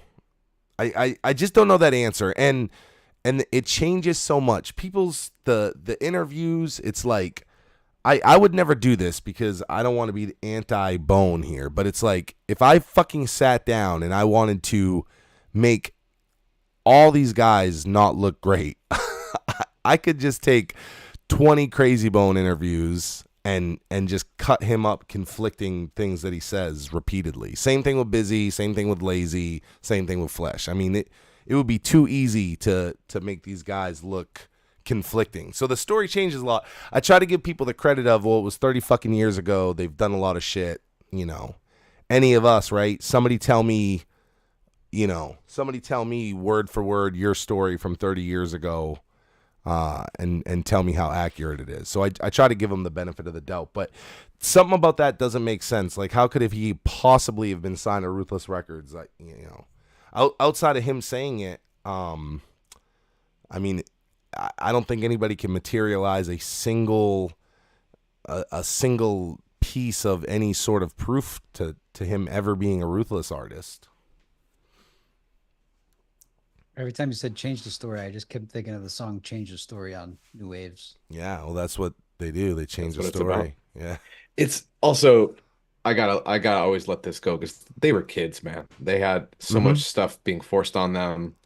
Did you like if you met your 18-year-old self today, you'd probably slap him, Oh, what a little bitch. right? So, and so like it's just not. Why are we asking these grown-ass men about what they were doing when they were 18? Because we were fans of their music at the time. We have unanswered questions. No, I get it, but I see what he's saying. We're just, we're like, hey, tell me about when you were a kid, right? You did some embarrassing dumb shit as a kid. Now they're 50-year-old men and they're just like, oh man, fucking dumb shit that we said and did. Like no one's trying to just, you know. I get it. I don't see where okay. So they would have signed in 94, right? Yeah, they would have signed in 94. Well, 93? Well, let's see. Faces of Death came out in 93. So they would have signed. The Faces of Death masters are dated for September 11th, 93, I think. Was that right? Or was it 92? Came out in 93. I know the masters are dated for September 11th. I can't remember what year. But Flesh and Bones Def Jam album came out in November of 96. So that would have mean that he got a record deal with Ruthless and lost it in a 2-year period. Like how I just don't think so. I maybe they talked about a record deal, but I don't think he actually anything ever got inked or I think that there would be more I think that he would have had more rights, right? I mean, right? I I I don't know. Yeah.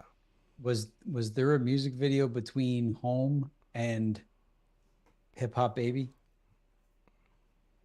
Was there a music video? Yeah. And I can't expect you to know off the top of your head. I'm just posing that to the audience because I'm looking and it just feels like that's a big gap between Home and Hip Hop Baby, but it probably wasn't that big of a gap that I'm imagining.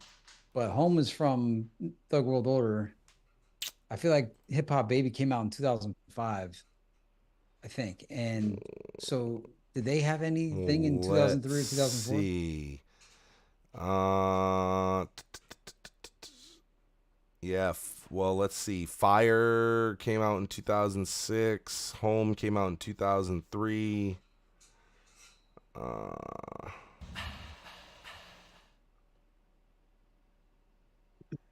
And here's a Mandela effect. And it might be that I associate Get Up and Get It with Hip Hop Baby. I always thought there was a music video for Get Up and Get It, but I don't have any evidence of that. But you would think so because it seemed like is that it was the are single. the 3LW shit or whatever? Yeah. But there was no video for that, I right? But think it there seemed was like that was gonna the first. I think there was supposed to be or there was gonna be and then people pushed in glorious bone fan fashion people were like what in the fuck are you doing?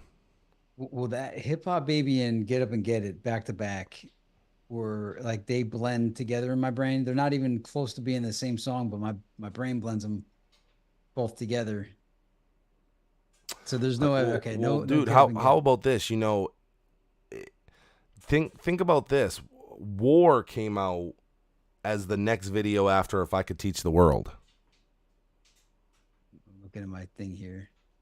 Looking, yeah, if I could teach the world, then more. Are you looking at our playlist, by the way? No. Oh, okay. Well, let me since we're on this question still, let me give you your options, and you tell me where the chronology screws up if I do. Just say stop. So Thuggish Ruggish Bone, For the Love of Money, First of the Month. Hold on. Yep. Are we talking just Bone Thugs and Harmony videos? Yes. Bone Thugs and Harmony as a group. There's no solo things in this list. Okay, but like does the points count? Yeah. Okay, well the points came out after For the Love of Money. Oh, okay. Okay. But I think I put all them shits at the end. I think I put all the group Okay. stuff All right, keep going. For the Love and of Money. featured. Yeah, For the Love of Money, First of the Month. East, by the way, that's a good point out though. The points did belong in there. East 1999, Voodoo Lovers, the Crossroads, Days of Our Lives, Look Into My Eyes, If I Could Teach the World, War, Breakdown with Mariah Carey, I know you're gonna say like, "Yo, hold up." I thought we said we're leaving those to Yeah, the I was end. like, all right, you're already fucking me up, but okay. Okay, B and K, which I often forget that's even a Ooh, video. yeah, I mean, I don't know about that because DZ. it came out on like the collection, so that where that fits, I don't know. Okay, Resurrection, Change the World, It's Can't Give It Up, can't give it up was Can't Give before It Up. Change the Yeah, World, yeah. which was Um, we just talked about this, how wild you thought that was, that Can't Give It Up would be a fucking video before yeah. Change the World. But I guess that's a bad explanation. I was gonna say Well, the how only Battlezone should have had a freaking video. Bottom line, like Crazy Bone said. Bottom line, Battlezone should have had a video.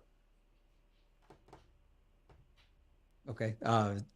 My bad. I cut you off like too hard there. No, I was just Oh, in my mind I was just trying to I was just trying to surmise why the flying fuck Can't Give It Up was picked as a single before yeah. Change the World.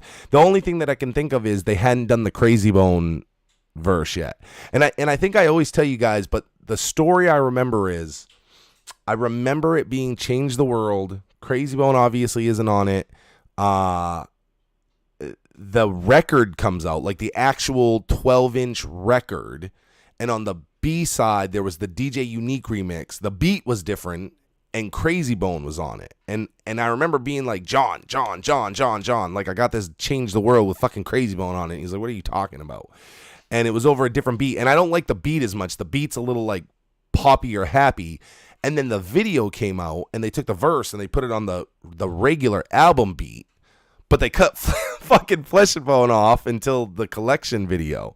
And that was the order in which that Changed the World shit happened. So the only thing I can think of is they were like, well, we need a video until we can get Crazy Bone on Change the World. We can't do this video, Have without you ever him. played that? Have you ever played that remix on Welcome to the West Side? Yeah, Okay. yeah. Play that The, fucking thing right now, man. y'all don't know about Cecil West and Bone remixes, or maybe you do, but you Yeah, if don't you've know checked like out John Welcome to the Laguna. West Side, which I do at random, so I can't give you a time and a date. It's just I'm sitting around and I'm bored, and I Welcome to the West Side. I've gone so far with this now. I got digital turntables and a sound effects board and the whole shit for Welcome to the West Side. I really enjoy being DJ Cecil West. All right, so back to the chronology here. So after Change the World was Weed Song, then was Money Money the first video for Thug World Must have Order? been See the that first video. Get Up and Get. See, I think what you're thinking is Get Up and Get It was a single, yeah, and I think it just didn't do what they wanted it to do via radio, so it never got made into a video because people push back on the 3LW thing. right. Do you think that, and by people I mean Bone fans, right? Because we're super haters, and originally that was just Felicia on that. Do you think that the Bone fans wouldn't have pushed against that so hard if they wouldn't have put 3LW on it? Meaning, like, if that song would have come out and it was just Bone and Felicia, would the Bones accepted it? Because the sole pushback on that song is that 3LW's on it. Were they like a group, like a famous group? Yeah, they were I big. think They were big at that time. Like it Yeah. was definitely like a sellout move. They took the big girl group with the big see, song and just threw them on it. yeah, see, okay, I do remember the pushback, but I was always historically sell out, please sell out. Like I was always Mm. pushing for the sellout. LLO said 3LW had issues in their group during that time, so I think it was due to them more and the fans not Ah, liking them. Yeah, maybe. I mean, they could have done a video without 3LW. They did them without Busy Bone and Flesh and Bone. But I guess if you're paying for this feature that's a big group, like you need them in the video, or what's the point? So if that's the case, I can see where. But I remember the fans revolting against that fucking song. Like, why the fuck are these bitches on this song? well, okay, we got to branch off into this question that we might have approached before, but now that you bring it up again, if we approached it, it was before Matt was on the team. It was probably in the first season. So the quadrilogy, the Crossroads quadrilogy, Chasing Crossroads. See, if Bone writes a book, it should be called Chasing Crossroads because that they're saying that that's what the record labels were always doing. And so with that Crossroads quadrilogy, it's the Crossroads, Change the World, or If I Could Teach the World, Change the World, and Meet Me in the Sky. But my question is Fleshbone World So Cruel part of that? Just due to what Def Jam wanted? And now that we bring up this Get Up and Get It, Well, is I Three mean, LW's. if that's the case, then you could slide "Days of Our Lives" in there. You know, unless we're talking about Ooh. dead homie songs, then "Days of Our Lives" was also a change. You know, chasing the crossroads. But do you think that was Chasing the Crossroads, or do you Yeah, of think course, it they? came out directly fucking after it. Yeah, but I don't see they like according to Crazy that was supposed to be like a track 4 Art of War. I thought it was just the And intro. We talked about this earlier today too. yeah, here's the thing with okay, but with Days of Our Lives, it didn't feel forced. It felt natural. It felt Yeah, no, like it felt good. I know what you're saying. Like these other songs feel like how do we recreate? yeah, And the one you missed was "I Tried," which was also chasing the Crossroads money. yeah. But the thing with I Tried, I felt like, but yes, it was the big single. But it seemed like Swiss Beats was like, "Yo, I'm not gonna make you guys make another Crossroads. I'm gonna reinvent you." And I felt like Swizz kind of reinvented Bone, especially with that track. And Bone just didn't stay with it, but that was like the Bone reinvention. So I didn't feel like I was a chasing Well, Crossroads. It the felt like a, the but I agree with what you're the saying. worst offender to me is "If I Could Teach the World." Everything about "If I Could Teach the World," and I catch shit for this, and it's about to happen in the comments. I don't like the song. I hate the fucking video. It's corny as fuck to me. I, it just doesn't do it for me. Like that one fully feels like they sat down and they said, "Okay, how do we make our next Yeah, the Crossroads?" Now, what's interesting is I really love "Change the World," yeah, which I guess you could say the same thing about. Like "Change the World" is the crossroads of that album. But I think that song's great. Like it's "Change the World" to me is everything they wanted "If I Could Teach the World" to be. You know what I'm saying? yeah, Like "Change the World" isn't corny to me. The video's not yeah. corny. In fact, and I don't want to spiral into another thing, but I have a entire theory on "Change the World" and how it connects to the Crossroads video and how it connects to the "World So Cruel" video. And that all three of those videos are actually connected in basically, and I always say I'm gonna do a video on it, but I'll give you the nuts and bolts here, which is you got the angel of death or whatever in the Crossroads, right? He's walking around in his sunglasses and his leather trench coat, and he's taking people's lives. At the end, he brings a kid to heaven. Okay, by "World So Cruel," the kid is, and I don't know how you explain a dead kid growing to now a average sized child, but by that video, the kid is rejecting this idea of heaven and him losing his life, and so the angel of death brings him back and says, "Okay, I'm gonna leave you here. Check this is what you're so fucking sad that I took you away from. Here it is. Check this the fuck out. You like this?" And by the end of the video, the kid's like, "Jesus Christ, I guess I'm not missing much here. Like this is a fucking shit show, right?" By "Change the World," you have Bone at the beginning. They're dressed as the fucking the biblical fucking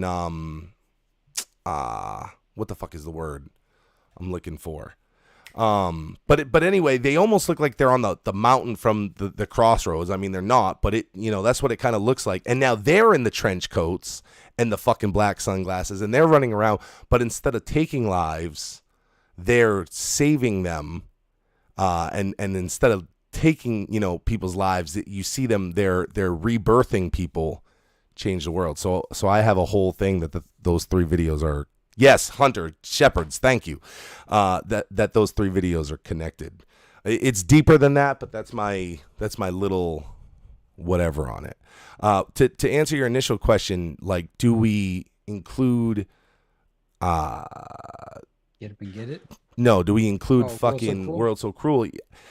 I think that you got to a point with an asterisk because it's a Flesh and Bone song. It's not a Bone Thugs and Harmony song, but now we know specifically from Bobby Jones and shit Jones.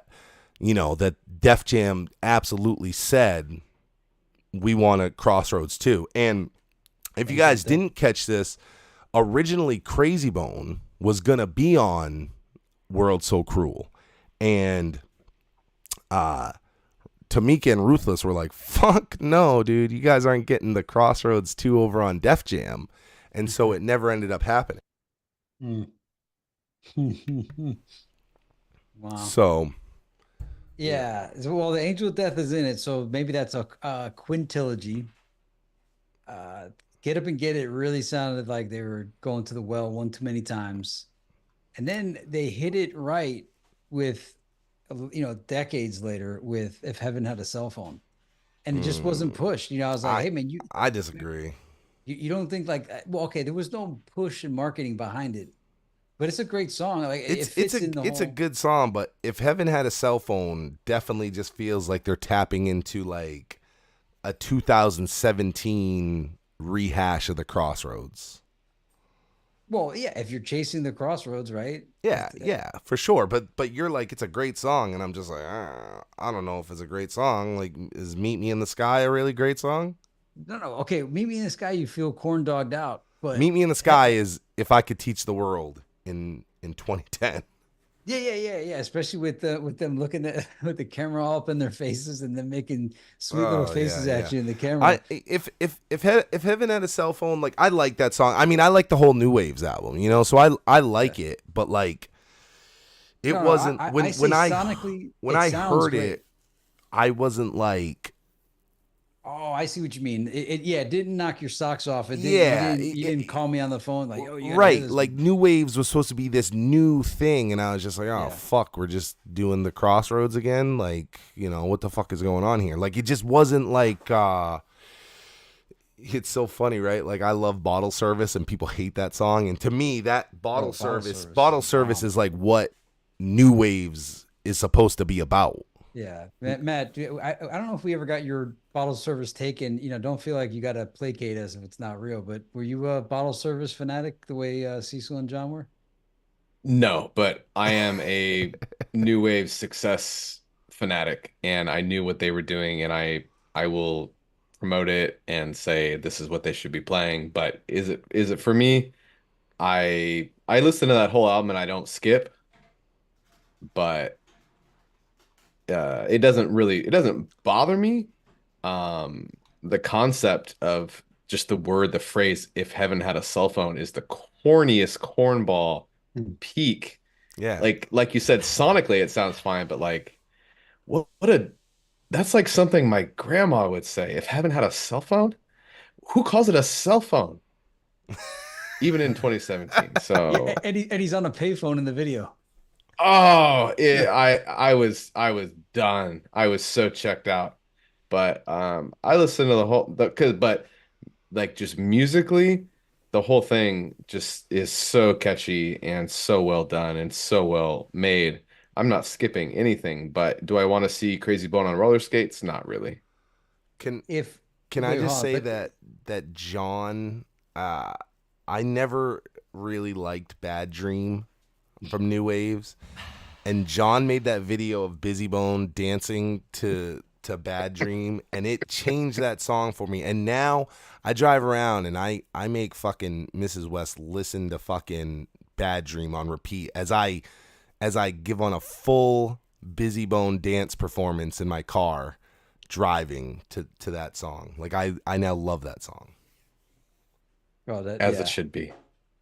Okay, well, if the music video for if Heaven Had a Cell Phone, if Steve LaBelle was in the video, dressed in a ballerina outfit, doing ballerina twirls. Kevin Stark said y'all are ruining the song in real time for me.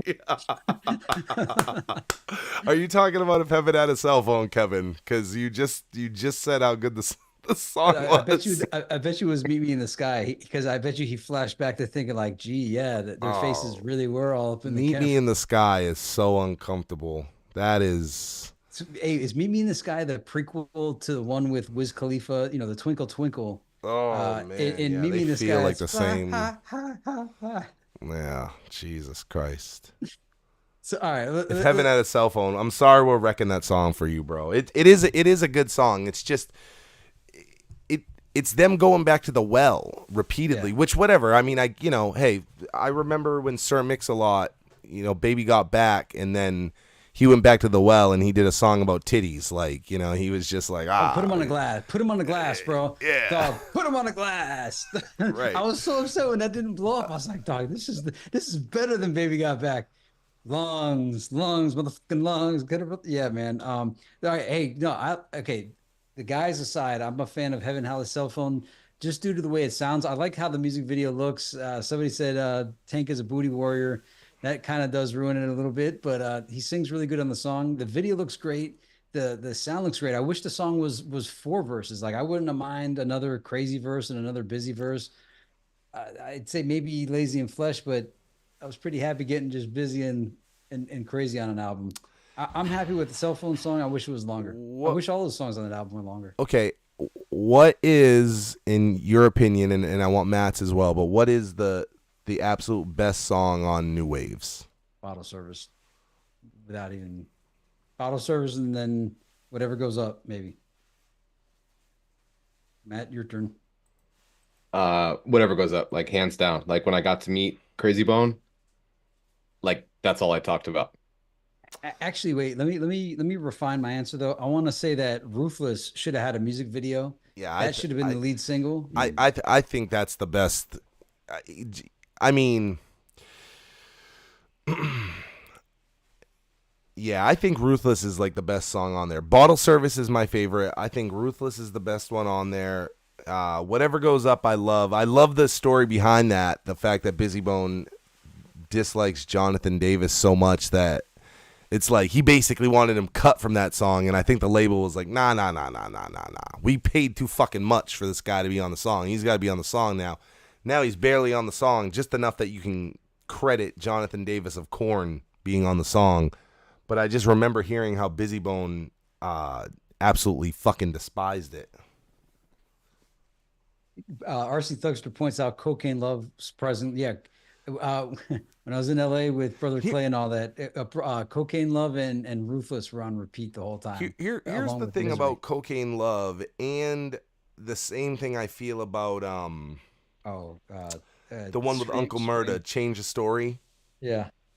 Mm. And the one with Jazzy Faye. It's like, okay, this is the thing about Cocaine Love and Change the Story. I'm just like, does this feel like a new wave here?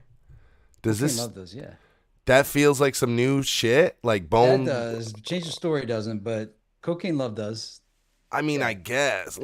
Just because, I guess because you don't have a Bun B song in there, but I don't. I see what you mean. Like Bottle Service is like a new wave.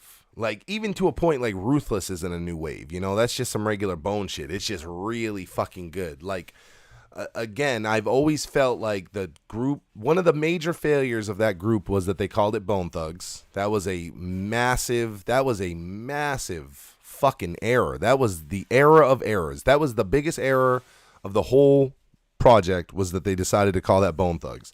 I've always said they should have called the group New Waves. They shouldn't have called it Bone Thugs. They called it fucking New Waves. It was such a fucking mistake, and that was the beginning of the end for it. But the album is just so mixed, because you have Ruthless, which sounds like a, that's like a great example of, like, at that time what would have been an updated Bone Thugs and Harmony style song. Like, it felt like classic Bone, but it didn't feel like old 90s shit. Like, it felt updated, but it still felt like Bone. But Bottle Service, that felt what you would describe as a new wave. Yeah. Also, like, even though I don't think Gravity is like a great song, and I think that they just like were trying to get whatever was hot, so they put Yellow Wolf on it, who was kind of big at that time. I think, Gravity felt kind of like a new wave. Bad Dream felt new wave-ish. But it's so hard to even say that, because there's so many weird songs. I always talk about Vegas and how, like, you know, it's revered as one of the worst Bone Thugs and Harmony songs of all fucking time, and I'm just like, dude, Revered. you know, I'm just like, dude, you That's know, the right word, yeah. is it really that bad? They have like 2 million fucking songs like that. Like, what makes Vegas so much worse than the other billion songs that they have just like this?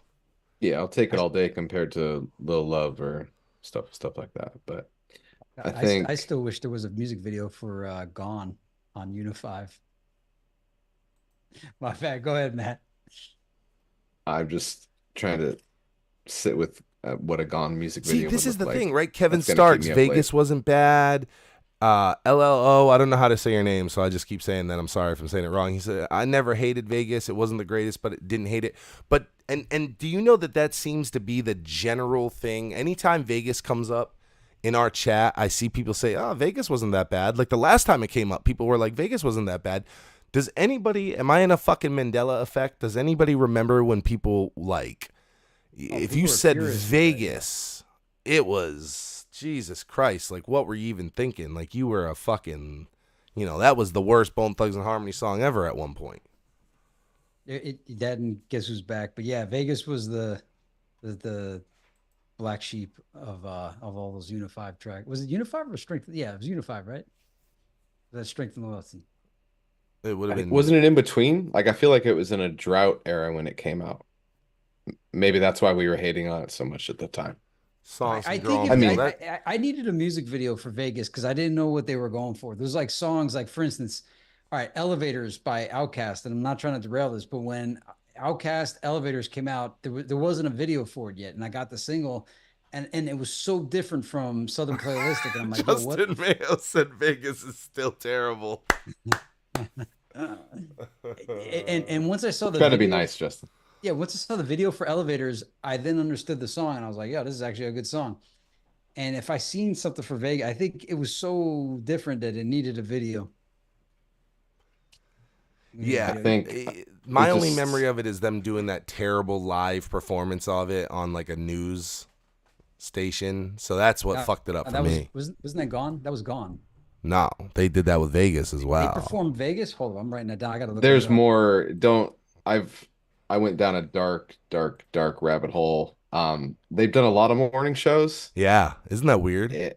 It's such a strange who I mean, I don't know. Like it feels like Lobel, like trying to get them in front of like the white moms or whatever, but like good for Steve, right? I love Steve, but man, what rapper do you know goes on a morning show? And just like not I don't watch TV, but like these can't be who watches this stuff?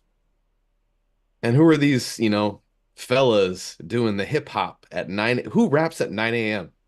Oh, that's not Anyway, even what I want to hear at 9 a.m. is. no, no. Anyway, I think, um, you know, just to sing more praises on New Waves, I think having I don't know why the Jazzy Face song is that. Let It Out. What's it called? Yeah.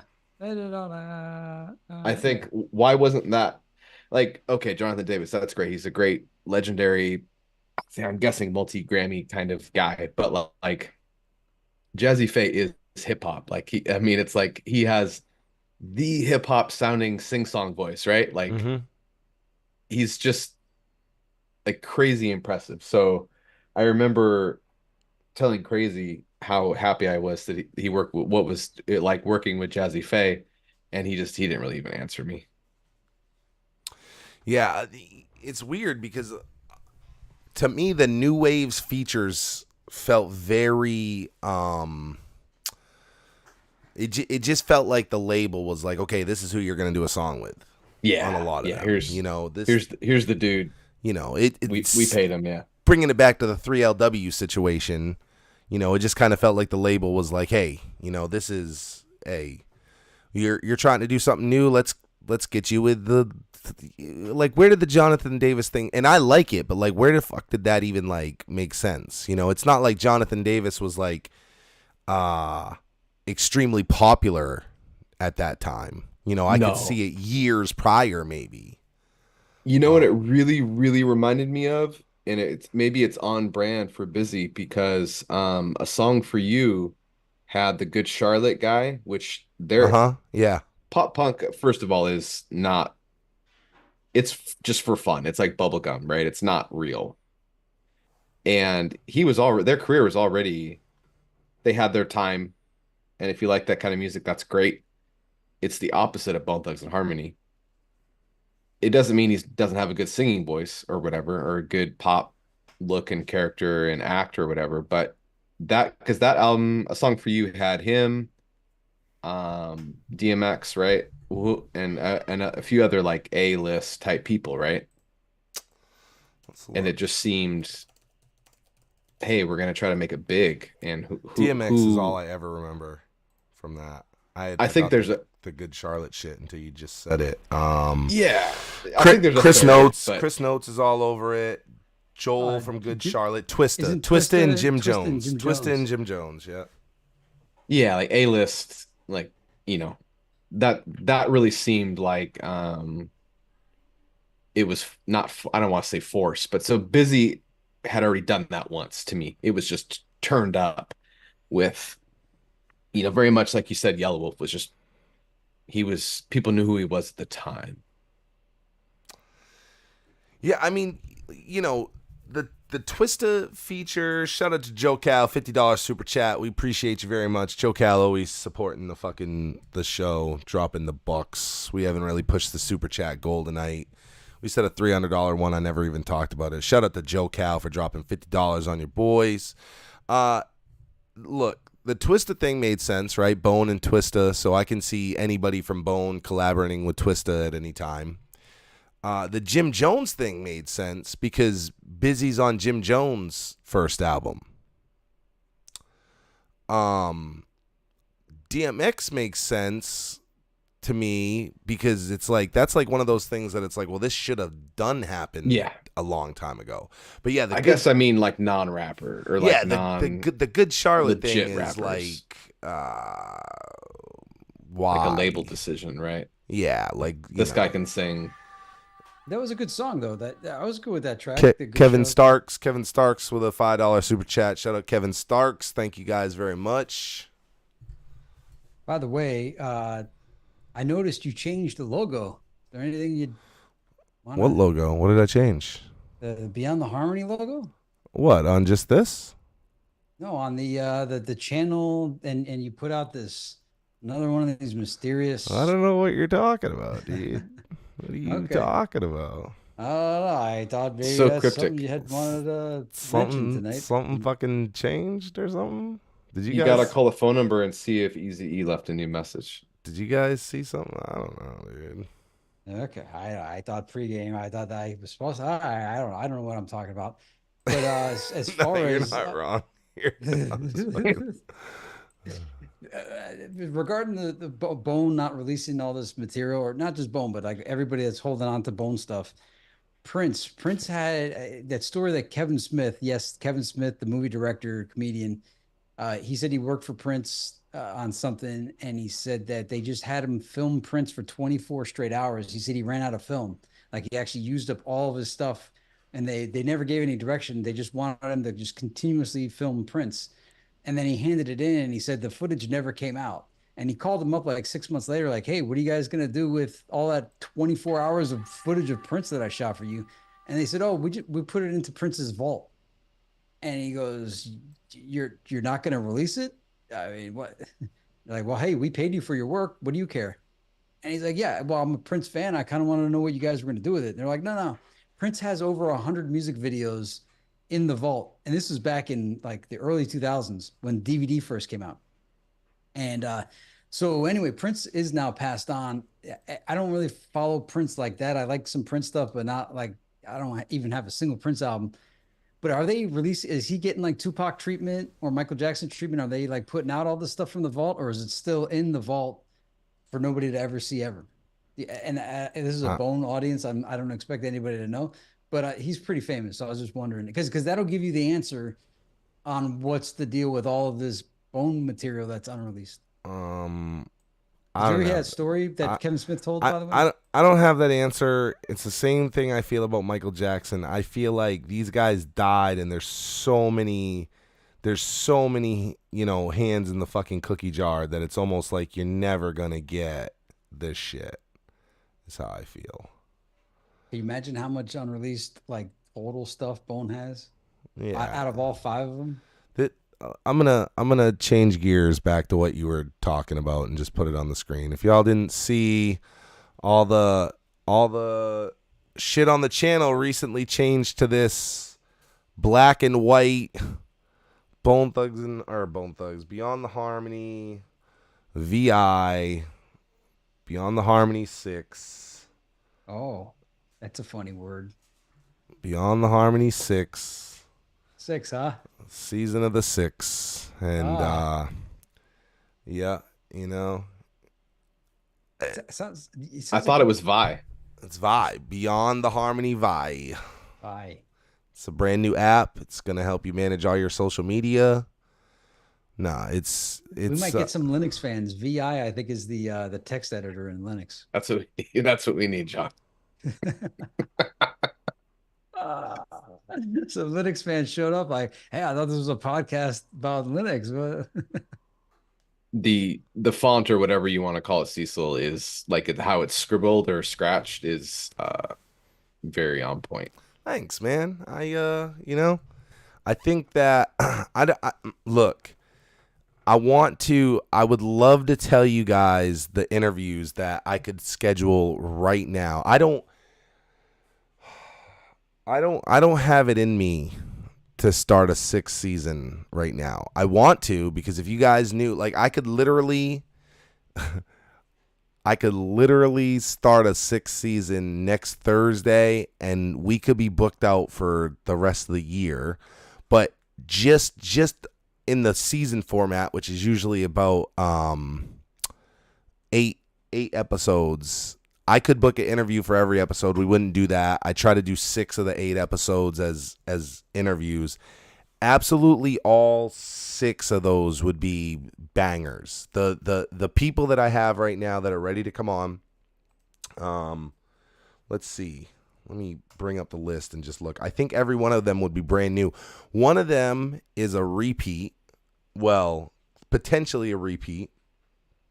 And you guys would flip your wig for this to be a repeat because they were on during the non-live time. And for you guys to get them live, you would flip your wig. The rest of them are all brand new. One of them had a mini. The rest of them were all brand new. And 2 of them are people that you guys are constantly like, or I guess 3 of them are, you're just like all the fucking time bugging me about. And I'm just like, I don't see any reason to, I don't know what I would talk to this person about. Kevin Starks, what about Eric Northeast? Yeah, what about him? What about him, Kevin? What about him? Wouldn't that be crazy? Wouldn't that be crazy if we got Eric on the show? Wouldn't that be crazy if he was in a band right now and was willing to do interviews as long as we also talked about his band? Wouldn't that be crazy? Anyway, yeah, I got a fucking amazing lineup, but I don't have it in me. I absolutely don't have it in me. Rob, don't you still have 13 hours of unreleased Romeo? It's not 13 now. How many are we up to? 5. So I guess I have 9. No, it was not. Was it 9 or 8, John? 8.5. Yeah. So there's like another 3 hours, of Romeo that you guys have never heard. I'm gonna put another one out for members of the Skull and Crossroads Society. That'll probably be what gets moved over to Patreon, to be honest. When we do the Patreon switch. So, but yeah, the fucking the lineup I have, it's nuts. But I mean I don't have it in me. I don't know about John and Matt. Maybe they got it in them to do another one. I don't want to say my job's any harder than John or Matt's, but for me to do these interviews, man, it takes a super toll on me, and I'm just not there. Yeah, well, it's easy for Matt and I to say because we get to sit back and watch the C Dubs do the work. But I'm always about it. No, I want to do it. You know it. Always, That's why this graphic got put the fuck up, was because I was like, hey, this opportunity, the show is hot as fuck right now, and people really want to come on, and in fact, it's what we've always wanted, which is I'm not seeking out a bunch of these interviews. These interviews are coming to us, and there's a couple of them I got to get done. I think what's going to happen is, dude, you know what's crazy? I see people saying Thugline artist. One of this wouldn't be for this season, but somebody that I've talked to repeatedly about coming on is Infrared from Relay. So that was Thugline. I've always wanted to know more about Relay, and so Relay was going to come on. But dude, I just don't have it in me to do a motherfucking season right now. But yeah, this is also news to me. I'm seeing people say Boss died. I had no idea until right now. damn. Came on Young Dre, Asu, while on the topic. Rest in peace, Boss. Yeah, that era of Thugline, I'm always very interested in. It's just here's the thing, right? And this is what I'll give you guys now that we're having just an off-season chat. It's like, I don't know where I start with an Asu interview. You understand? I got to sit down and write these fucking questions. Yeah, I'd love to have Mo Thug Style on, but he's hard to reach. RC Thugsta has some connections with him, but it's Mo Thug Style is so disconnected from Bone that it's really some of these people that are so disconnected from the Bone thing now, right? Super Sacco, for instance. Wow, she only passed away 2 days ago. Jesus, that's terrible. Boss was amazing. Some of these people that are so disconnected from the Bone thing, it's they just don't want to talk about it, but as far as Asu, it's I'd love to have him on. Number one, I don't have any, he's not even in my Rolodex of where to start to where to find the fucking guy. But where do I start with an interview for him, right? Where do I put those questions together? Yeah, man, Cheek the Freak, bro, he was supposed to come on the show. He passed away while we were in our two. He passed away between seasons. We had talked. The season had just ended. My last message to him is, yeah, man, we just wrapped up a season. Let's get you on when a new season starts. And he passed away. So I talked about that during somebody's interview. I brought up Cheek, and yeah, man, I've always felt bad that we never got him on, because him and I were in talks about having him on. So, but yeah, man, the Thugline guys, it's I want to talk to him, but it's I don't know where to start. Young Dre, I guess Asu was kind of with Pac and Death Row or something, right? And maybe Young Dre was as well. Young Dre kind of had a career outside of Thugline. I know all those guys kind of did. I think all those guys were West Coast Death Row affiliated in some way. It's just I don't know where you start with those interviews, and that's really one of my big problems. I have a lot of people that want to come on. Family Affair, who's currently affiliated with Flesh and Bone Global and Harmony House, they want to come on. I don't know where I start with those questions. There's just some people that I'm just I got 10 fucking questions for this guy. Yeah, So, and that's kind of where we were looking for, an affiliates host, a host that could, yeah, because the Bone family tree just goes on forever and Yeah. ever and ever, and so if anybody out there, if you guys know anybody out there that wants to be the host to do all these some of these lesser known interviews. Yeah. I've asked for that a lot. I've compared it to, there's that other guy that interviews people on Vlad. There's Vlad, and then there's that other fucking guy. And that other guy gets the non home run interviews, and I'm like, I need another person, and it can't be fucking Matt or John because they're part of the main show. Like, I need a fourth person that wants to interview someone like Young Dre or Asu or Kamon or, Family Affair. Or, I got so many people that want to be interviewed. I want to interview them all. They're Bone fans, Bone collectors too. Yeah. Yeah, exactly. I mean, Yeah. the list. If you guys could see our Trello, it's crazy. I can't tell you who I have on the lineup. People want to know. It's crazy though. It's crazy. I will tell you, Donald Cunningham just said okay. I don't know what the fuck that means. I don't know if he's saying okay, I'll come on, or if that's okay. I know you want me to come on, but he's in my top 5. Oh, hey, It's a Crazy Life just came out with a pretty interesting boomerang idea. Yeah, That is a great that's idea. pretty interesting. That's something. That is something to ponder. Yeah, that's something. Something to Shout ponder. out to Houdini Great idea. Black. Great idea. All right, well, let's get back to these videos here before we wrap here. Unless you got any other the season of the 6. RC, did we tease the season of the 6 enough? Yeah, I mean, look, it's there. It's kind of like it's in the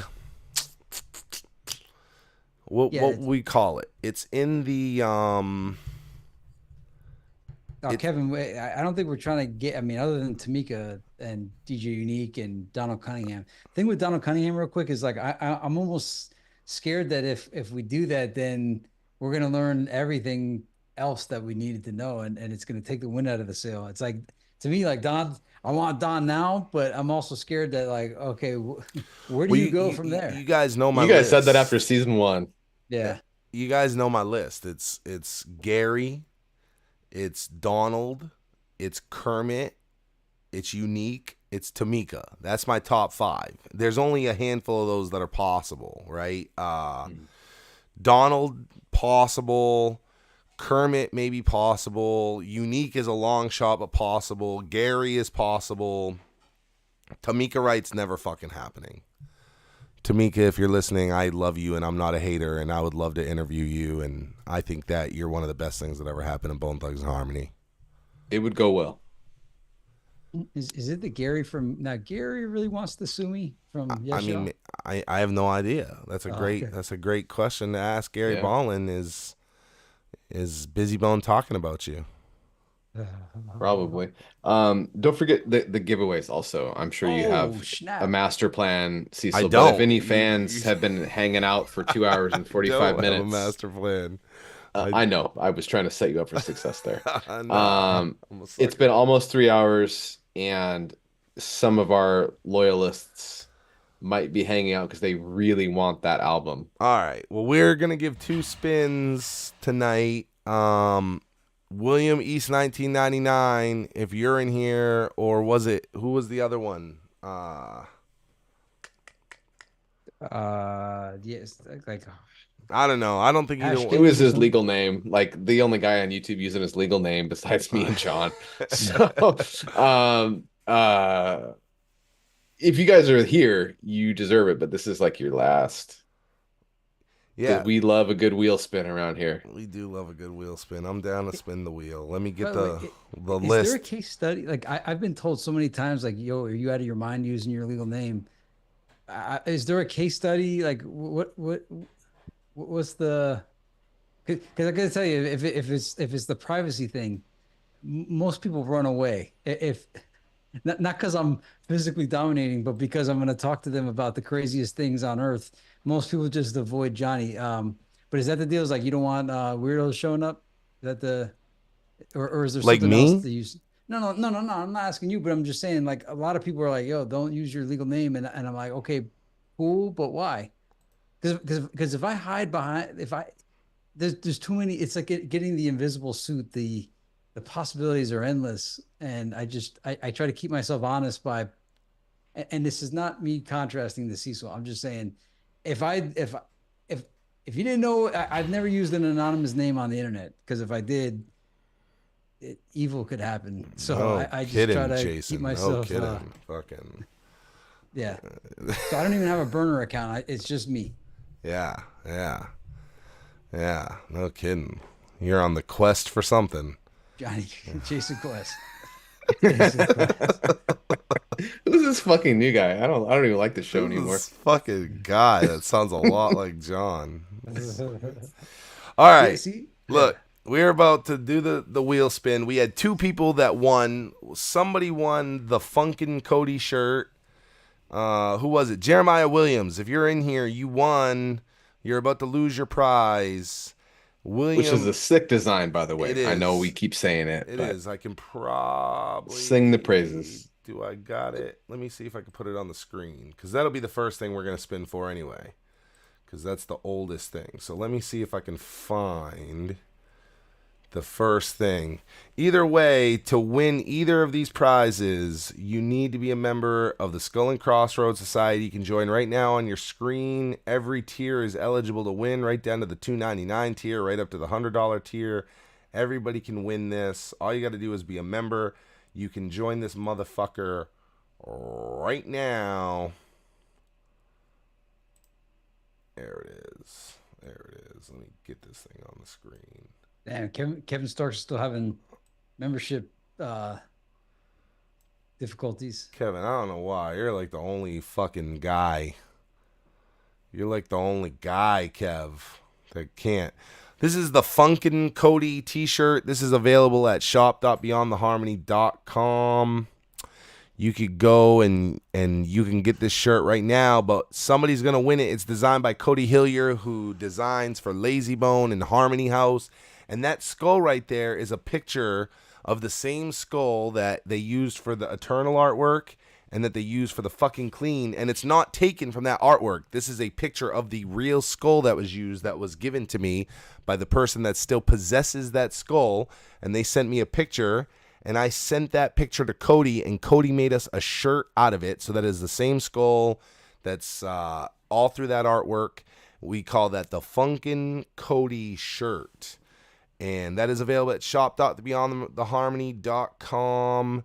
Jeremiah Williams won this about 3 weeks ago. He's been a member of the Skull and Crossroads Society for 2 months.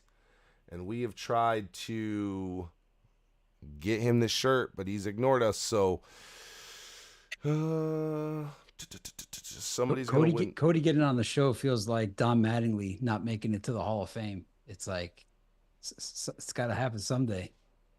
Yeah, man, we're gonna get. I got something ultra special for Cody. Okay, Cody could just come on for an interview, but like Cody deserves something. I'm about making dreams come true. You know, I could just interview him, but I want to do something even better for Cody. So I have something special for him. All right, let me. While you're spinning that up, just a reminder to everybody that we got this Discord. There's a voice chat in there. So, when we're not live, if you guys want to go talk bone, like with your actual voice, you could do that. Or there's the text option on there as well.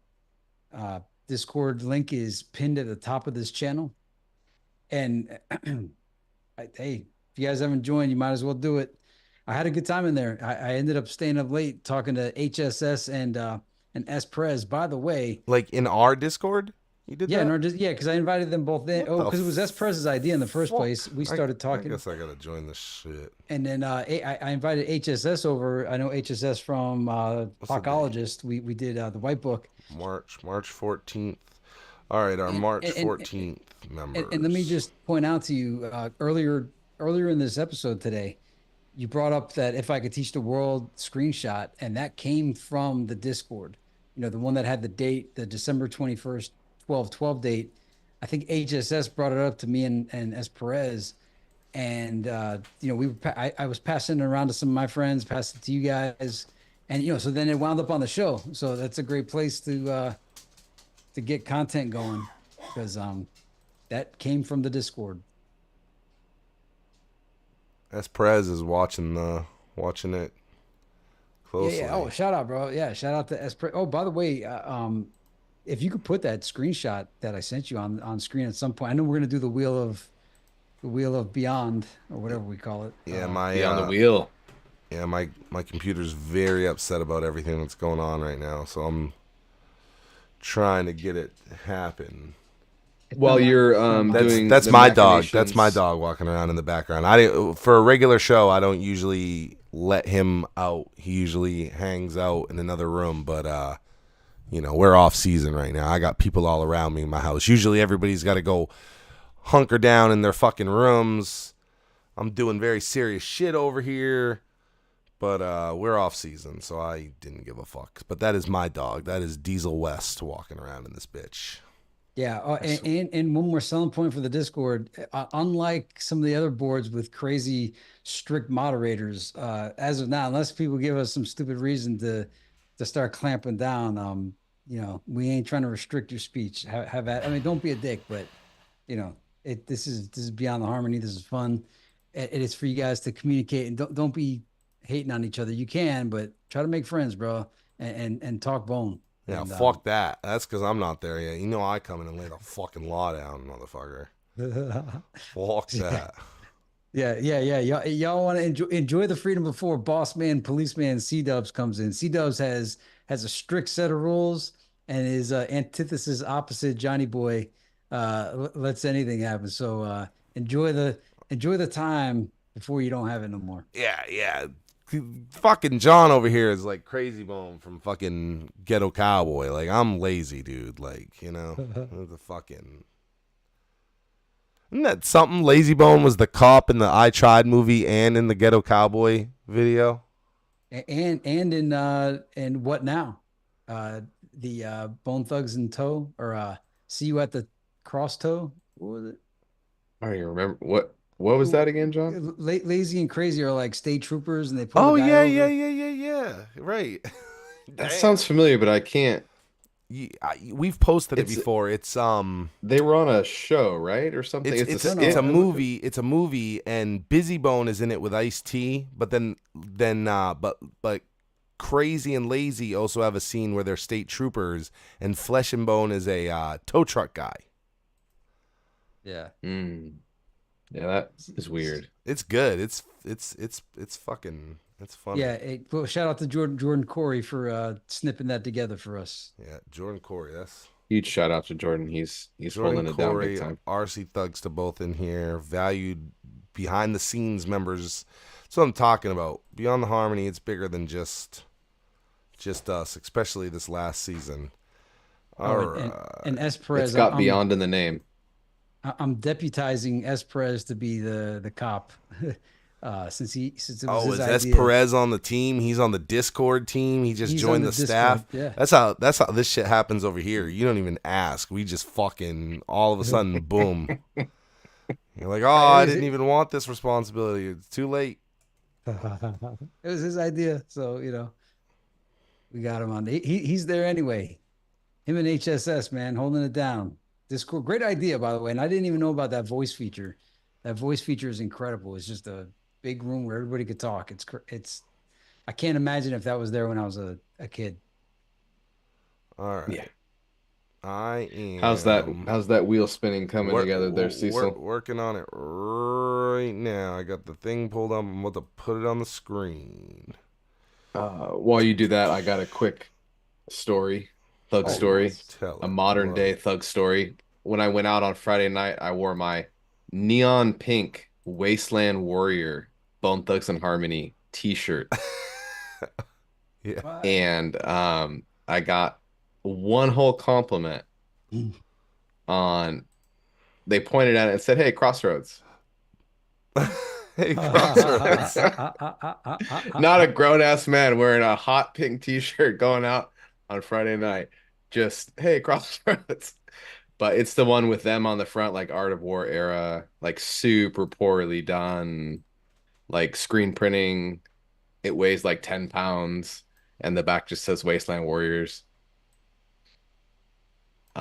Anyway, Hey, maybe one of these days feel free to rock the Wasteland Warrior shirt on the show. I'll wear it next time we go live for sure. All right. There it is. You got the wheel of names. They're on there. I haven't updated it. This is what we're going to do. I got the updated list right here. So hypnotizing. Let me paste it in. It put 32 names in it. Let me go remove John and I. There used to be a member between you and me, John. I don't know who it is, but they have since left the society. I actually think it Early was adopter. Daddy Locks, who I think it just said rejoin, so I thought it was him. So he might have been in there, and he's not now. Cecil, can I ask you a very important question before you hit spin? Yeah, I'm not spinning yet. Go ahead. Are the names of the previous winners that haven't collected their prize going to stay in? I mean, I don't know. And also, RC Thugsta, do you want to be in these spinnings? My guess is no, but if you want to, I'm totally down to leave you in. One of them's for a record that you've owned fucking 22 times now. So, you know what? I'm spinning for the shirt first. We'll leave RC Thugsta in for the shirt. We'll take him out for the record. Yeah, do we take out these people that didn't win? William and fucking Jeremiah? Yeah, let's see if they get lucky twice. Dude, fucking hey, man. If they get lucky twice, we're in the same boat we've been in. Well, it's kind of like bankrupt on the Wheel of Fortune wheel. Like you could have so much money and then you hit that bankrupt thing and you go broke. So everybody's just got to hope it doesn't land on them.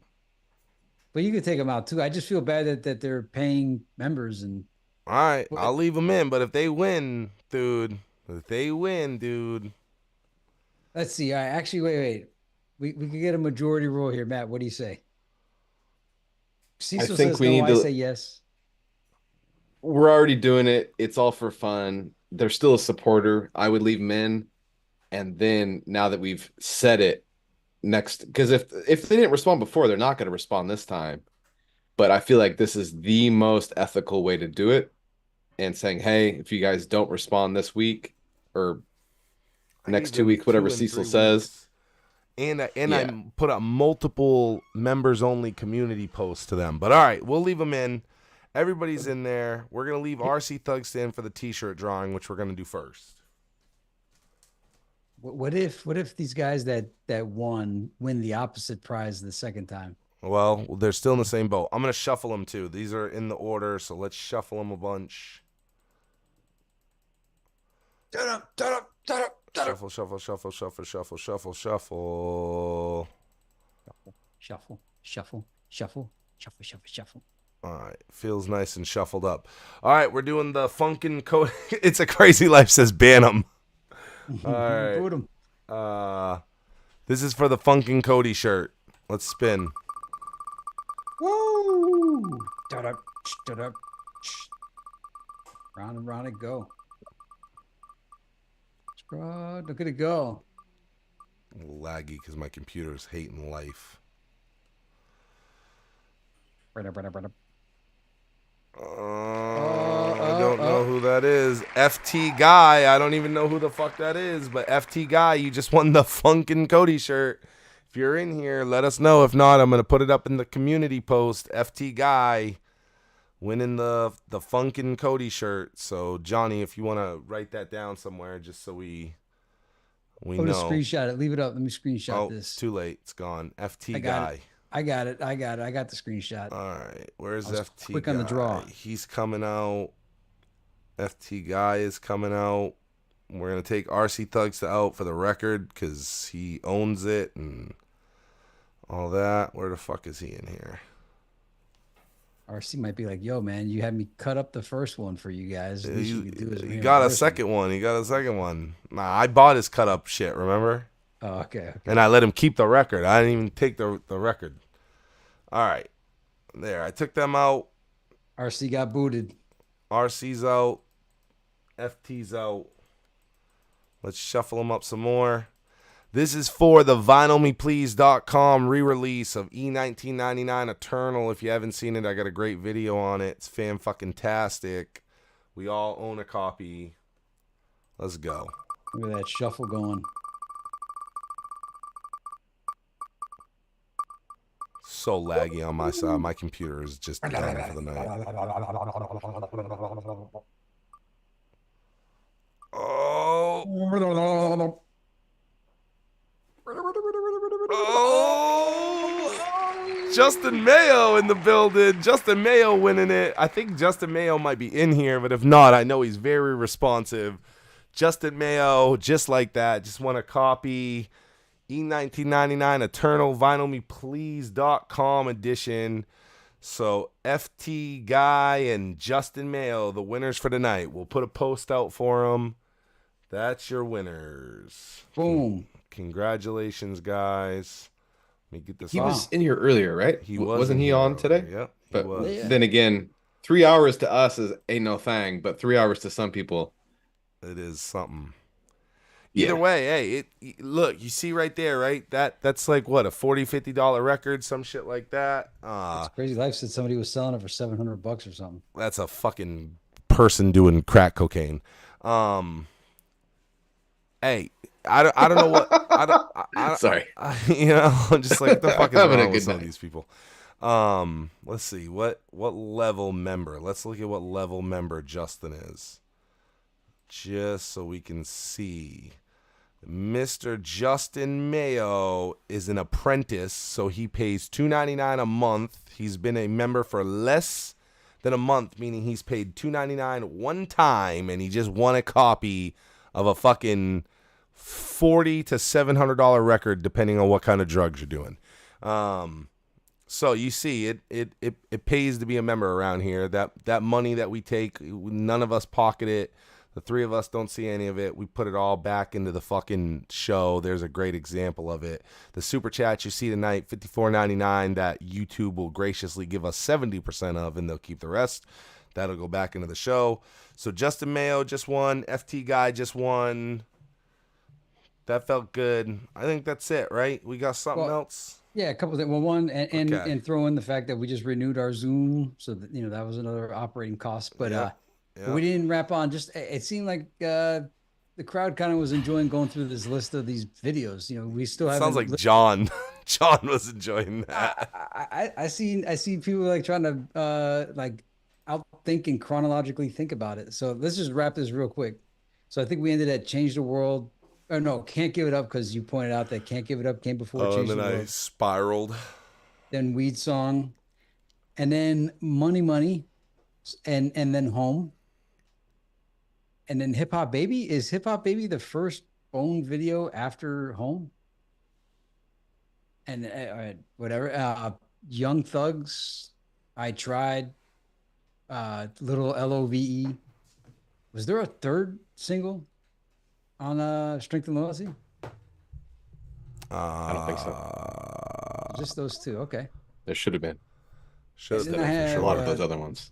Oh, and I left out before those Fire/intro from Thug Stories. I think it was on my list, but I think whoever had it initially uploaded deleted it. And then DOA Remix, Rebirth, Meet Me in the Sky, See Me Shine. I think See Me Shine might have predated those, but those are the three videos from The World's Enemy.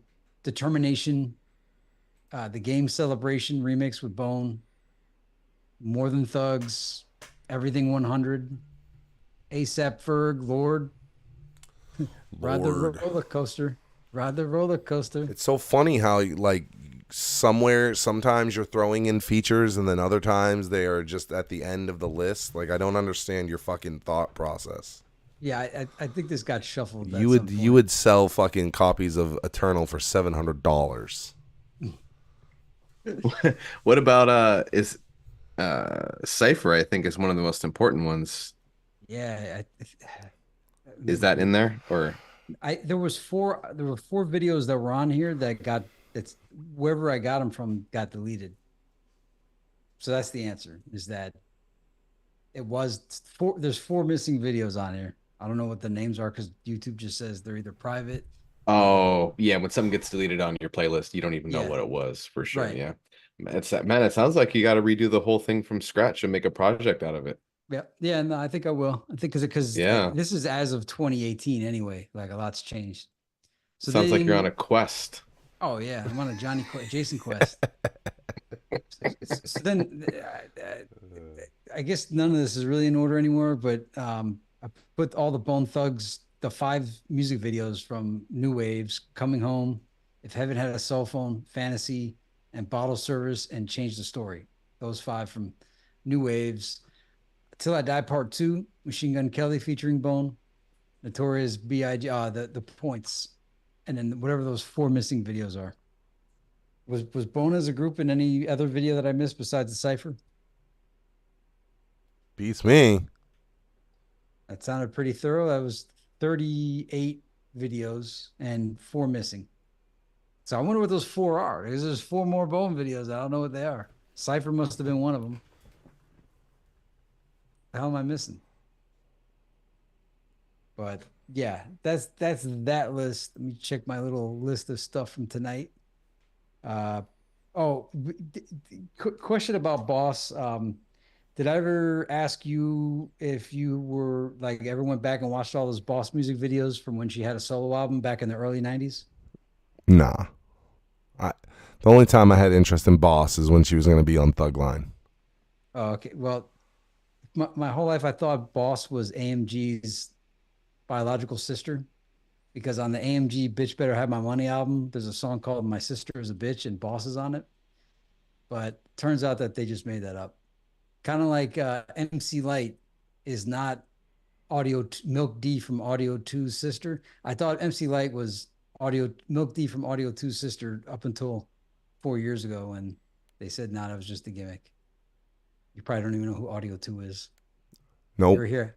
I get the papers. My name is Milk. No? Okay. Nope. But I want to listen to it now. Milk was like the Run from Run DMC clone, it seemed like.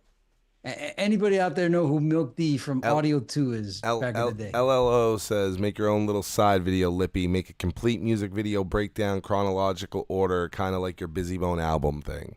Nice. Okay. Yeah, that sounds like a good off-season project. Bro, I'm just letting you guys know, if things go Johnny Boy's way, you're going to be seeing all kinds of Johnny crazy videos at some point in 2024 and till infinity. So game ain't ready. See, Ray Day says he thought AMG and Boss were siblings also. I mean, they got the song My Sister is a Bitch, and turns out it's not true. And I always wondered too, I was like, isn't Boss from like New York or Philadelphia or somewhere on the East Coast, and AMG's from the West Coast? Unless I'm wrong. Where's Boss from? Is Boss from California?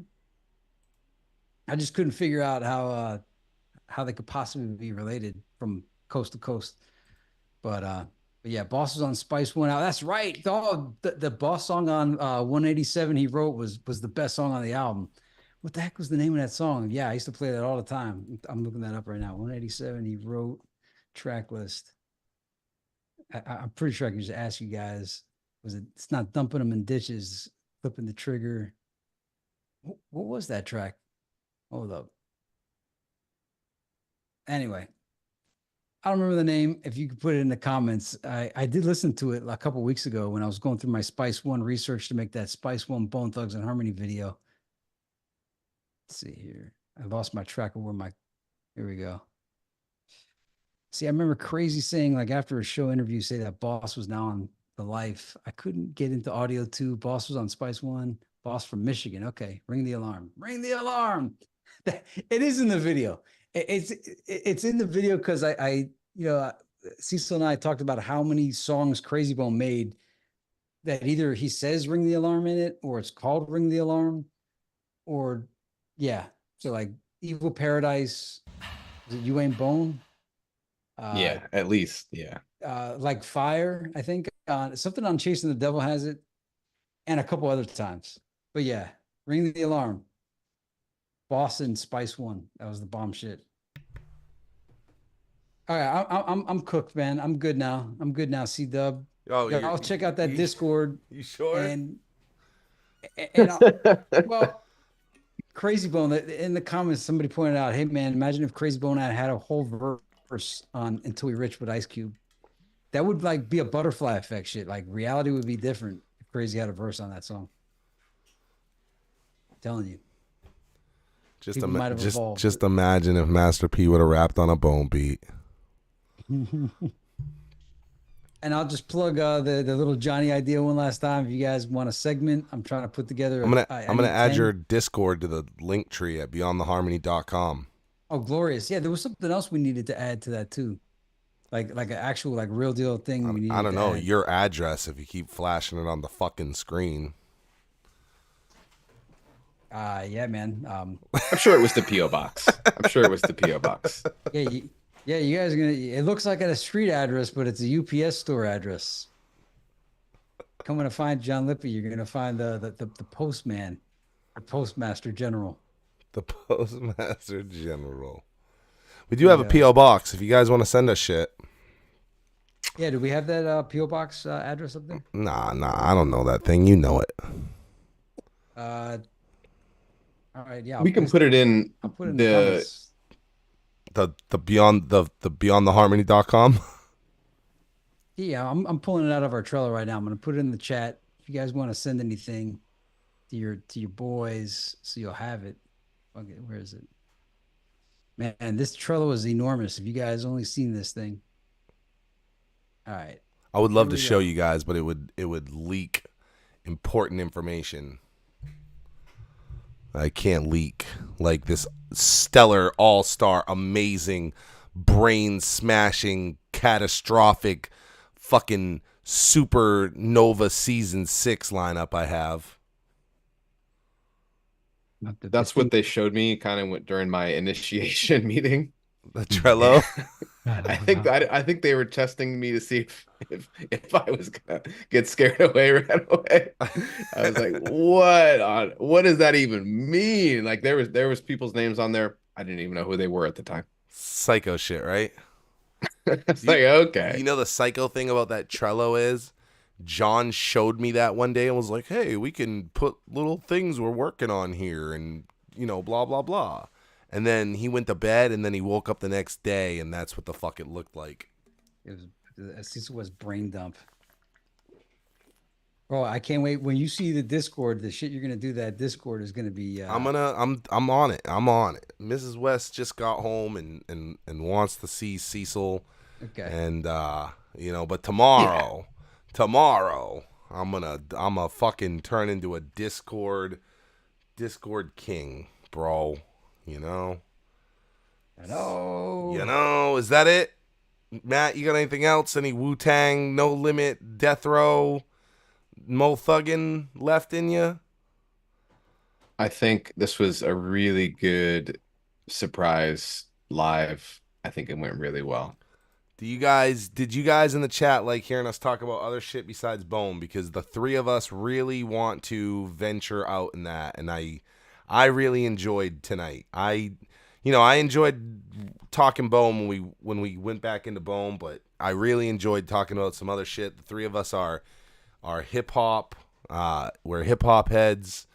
Matt used to be a break dancer. I had no fucking idea until season 5.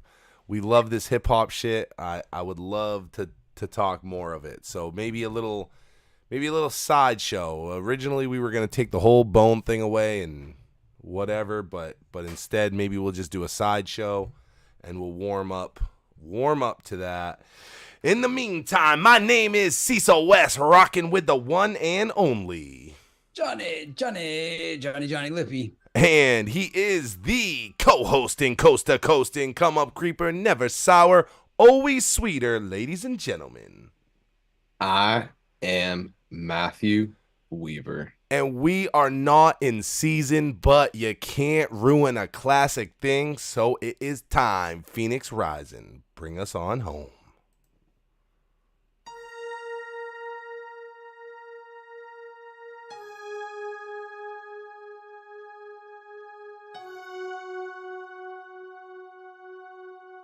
Beyond the harmony for the fans we celebrate. Up good in the